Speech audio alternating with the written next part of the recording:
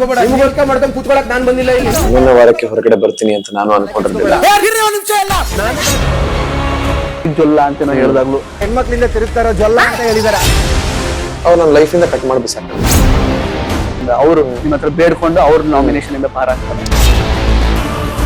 ಒಬ್ಬ ವ್ಯಕ್ತಿಗೆ ಒಂದು ಸ್ಥಾನ ಕೊಟ್ಟಿದ್ದೀನಿ ಅಂದ್ಮೇಲೆ ನಮ್ಮಿಬ್ಬರಲ್ಲಿ ನಾನು ನಾಮಿನೇಟ್ ಆಗ್ತಿದ್ದೀನಿ ಬಿಗ್ ಬಾಸ್. ಓಕೆ. ಸೊ ಅವ್ರ ಹತ್ರ ಕ್ಲಾಸ್ ತಗೊಳ್ಳುವಾಗ ನಿಮ್ ಮನಸ್ಥಿತಿ ಹೇಗಿರ್ತಾ ಇದೆ? ಬಡಕತ್ತಾಯ್ತು ಸರ್. ಇದೇ ಪ್ರತಿ ವೀಕೆಂಡ್ ಬಂದಾಗ್ಲೂ ನಮ್ಗೆ ಅದೇ. ಸೊ ಮಂಜು ಅವರು ಆಕ್ಚುಲಿ ಕುಗ್ಸೋ ಪ್ರಯತ್ನ ಮಾಡಿದಾರ. ನೀನ್ ಏನಕ್ಕೋ ಹಿಂಗ್ ಮಕರ್ ಮಾಡ್ತಿದ್ಯಾ? ಇಲ್ಲಪ್ಪ ಇವ್ರ ಹತ್ರ ಬೆರೆಯೋದು ಬೇಡ, ಸ್ವಲ್ಪ ದೂರನೇ ಇರೋಣ ಹನುಮಂತು. ಡೆಫಿನೆಟ್ಲಿ ಅಸಮಾಧಾನ ಇನ್ನೂ ಉಳ್ಕೊಂಡಿದೆ ಅನ್ನೋದಾದ್ರೆ ಅಸಮಾಧಾನ ಹೌದು ಮಂಜಣ್ಣನ ಮೇಲಿದೆ. ಸಿಕ್ಕಾಬಟ್ಟೆ ಅದು ಪಾಪಪ್ ಆಗ್ತಾ ಇದೆ ಹೊರಗಡೆ. ಮಗು ಅಂತ ಹೇಳದ್ ನಿಂಗೆ ಇದಕ್ಕೆ ಕಣ ಪಾಪು.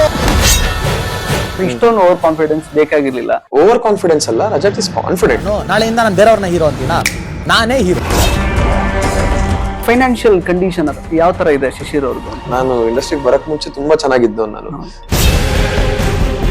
ಇನ್ವೆಸ್ಟ್ಮೆಂಟ್ ಸ್ವಲ್ಪ ಕೈ ಸುಟ್ಕೊಂಡಿದ್ದೆ. ನಾನು ಟಾಪ್ 5 ಅಲ್ಲಿ ನಿಮ್ ಪ್ರಕಾರ ಯಾರು ಇರ್ಬೇಕು ಅಂತ ಅನ್ಸುತ್ತೆ? ಐಶ್ವರ್ಯ ಅವ್ರು ಇರಲ್ಲ, ಆಗೋದು ತುಂಬಾ ಸ್ಟ್ರಾಂಗ್ ಆಗಿ ಆಡ್ಬೇಕು. ಒಂಟಿಯಾಗಿರೋ ಶಿಶಿರ್ ಜಂಟಿ ಆಗೋದು ಯಾವಾಗ? ನಮಸ್ಕಾರ ಸ್ನೇಹಿತರೆ, ನ್ಯಾಷನಲ್ ಟಿವಿ ಅರ್ಪಿಸುವ ಈ ಒಂದು ವಿಶೇಷ ಸೆಗ್ಮೆಂಟ್ ಗೆ ಸ್ವಾಗತ. ನಾನು ಸುಜಯ್ ರಾಜ್. ಸ್ನೇಹಿತರೆ, 11ನೇ ವಾರದ ಎಲಿಮಿನೇಷನ್ ಆಗಿದೆ. ನಮ್ ಜೊತೆಗೆ ಬಿಗ್ ಬಾಸ್ ಮನೆಯ ಡಿಗ್ನಿಫೈಡ್ ಜೆಂಟಲ್ಮನ್ ಶಿಶಿರ್ ಶಾಸ್ತ್ರಿ ಅವರಿದ್ದಾರೆ. ಅವರನ್ನ ಮಾತಾಡಿಸ್ತಾ ಹೋಗೋಣ ಬನ್ನಿ. Sir, welcome to the show. ನಿಮ್ಗೆ ಥ್ಯಾಂಕ್ ಯು ಸೋ ಮಚ್. ಹೇಗಿದ್ದೀರಾ? ತುಂಬಾ ಚೆನ್ನಾಗಿದ್ದೀನಿ. ಸೊ ಯಾರು ಕೂಡ ಎಕ್ಸ್ಪೆಕ್ಟ್ ಮಾಡದೇ ಇರುವಂತಹ ಒಂದು ಶಾಕಿಂಗ್ ಎಲಿಮಿನೇಷನ್ ಇದು. ಸೊ ನಿಮಗೆ ಎಷ್ಟು ಶಾಕಿಂಗ್ ಆಗಿತ್ತು? ಎಲ್ಲಿ ಮಿಸ್ ಆಯ್ತು ಅಂತ ಅನಿಸ್ತಾ ಇದೆ ನಿಮ್ಗೆ? ಆಕ್ಚುಲಿ ತುಂಬಾ ಶಾಕಿಂಗ್. ನನಗೂ ಕೂಡ ಶಾಕಿಂಗ್ ಆಗಿತ್ತು. ಯಾಕಂದ್ರೆ 11ನೇ ವಾರಕ್ಕೆ ಹೊರಗಡೆ ಬರ್ತೀನಿ ಅಂತ ನಾನು ಅನ್ಕೊಂಡಿರ್ಲಿಲ್ಲ. ಯಾಕಂದ್ರೆ ಆಟ ನಿಟ್ಟಿನಲ್ಲೇ ಸಾಕ್ತಾ ಇತ್ತು. ಅಂಡ್ ಈ ವಾರ ಸ್ಪೆಷಲಿ ತುಂಬಾ ಚೆನ್ನಾಗಾದಂತ ವಾರ ನನಗೆ. ಸೊ ಆ ವಾರನೇ ಎಲಿಮಿನೇಟ್ ಆಗ್ತೀನಿ ಅಂಡ್ ಬರ್ಡೇಗೆ ಈ ತರದೊಂದು ಗಿಫ್ಟ್ ಸಿಗುತ್ತೆ ಅಂತ ಖಂಡಿತ ಅನ್ಕೊಂಡಿರ್ಲಿಲ್ಲ. ಐ ಥಿಂಕ್ ಮಿಸ್ ನನಗ್ ಜಡ್ಜ್ ಮಾಡಕ್ ಆಗ್ತಿಲ್ಲ ಎಲ್ಲಿ ಮಿಸ್ ಆಯ್ತು ಅಂತ. ಮೋಸ್ಟ್ಲಿ ಒಂದ್ ವಾರ ನಾನು ಸ್ವಲ್ಪ ಲೋ ಆಗಿದ್ದೆ. ಆ ವಾರನ ಏನಾದ್ರೂ ಆಡಿಯನ್ಸ್ ತುಂಬಾ ಮನ್ಸಿಗೆ ಹಚ್ಕೊಂಡ್ಬಿಟ್ರ ಅನ್ನೋದು ಅನಿಸ್ತಾ ಇದೆ. ಓಕೆ, ಆಲ್ಮೋಸ್ಟ್ ಈಗ ಮನೆ ಒಳಗಡೆ ಇರುವಂತಹ ಕಂಟೆಸ್ಟೆಂಟ್ಸ್ ಕೂಡ ಹೇಳೋದು ಅದನ್ನೇ. ಥರ್ಡ್ ವೀಕ್ ಆದ್ಮೇಲೆ ಇದ್ದಂತಹ, ಥರ್ಡ್ ವೀಕ್ ತನಕ ಇದ್ದಂತಹ ಶಿಶಿರ್ ಅವ್ರನ್ನ ನಾವು ಆಮೇಲೆ ನೋಡ್ಲಿಲ್ಲ. ಕ್ಯಾಪ್ಟನ್ಸಿ ವಾರ ಆಗಿರಬಹುದು, ಅಲ್ಲಿ ನೋಡಿದಂತಹ ಶಿಶಿರ್ನ ಮತ್ತೆ ನೋಡ್ಲಿಕ್ಕೆ ಆಗ್ಲಿಲ್ಲ ಅಂತ ಸಾಕಷ್ಟು ಜನ ಹೇಳಿದ್ರು. ನಿಮ್ಗೂ ಹಾಗೆ ಅನ್ನಿಸ್ತಾ ಹೇಗೆ? ಇಲ್ಲ, ಆ 3 ವಾರ ಇದ್ದಂತ ಸಿಚುವೇಶನ್ಸ್ ಬೇರೆ ಇತ್ತು. ಯಾಕಂದ್ರೆ 2 ವಾರ ನರಕ. ಹೌದು, 2 ವಾರ ನರಕದಲ್ಲಿ ನಾವಿದ್ದಂತ ಸಿಚುವೇಶನ್ಸ್ ಬೇರೆ. ಅದಾದ್ಮೇಲೆ ಇದಕ್ಕಿದ್ದಂಗೆ ಕ್ಯಾಪ್ಟನ್ ಆಗಿ ಸ್ವರ್ಗಕ್ಕೆ ಬರ್ತೀನಿ. ಅಲ್ಲಿ ಸಿಕ್ತಂತ ರೆಸ್ಪಾನ್ಸಿಬಿಲಿಟೀಸ್ ಹ್ಯೂಜ್ ಆಗಿತ್ತು. ಯಾಕಂದ್ರೆ ನನಗ್ ಸಿಕ್ತಂತ ಕ್ಯಾಪ್ಟನ್ಸಿ ಅಷ್ಟು ಟ್ರಿಕಿಯೆಸ್ಟ್ ಕ್ಯಾಪ್ಟನ್ಸಿ ಇವತ್ತವರೆಗೂ ಆಗಿಲ್ಲ. ಸೊ ಅದೆಲ್ಲವನ್ನು ದಾಟಿ ಹೊರಗಡೆ ಬಂದಾಗ ಹೌದು, ನಾನೊಬ್ಬ ನಾರ್ಮಲ್ ಕಂಟೆಸ್ಟೆಂಟ್ ಆಗಿ ಮನೇಲಿ ಬಿಹೇವ್ ಮಾಡ್ತಾ ಇದ್ದೆ. ಸೊ ಎಲ್ರಿಗೂ ಆ ನರ್ಕದ ಶಿಷ್ಯರು, ಕ್ಯಾಪ್ಟನ್ ಶಿಷ್ಯರು ನೋಡಿದಾಗ ಆಬ್ವಿಯಸ್ಲಿ ಹಂಗ ಅನ್ಸಿತ್ತು ಅಂತ ಅನ್ಸುತ್ತೆ.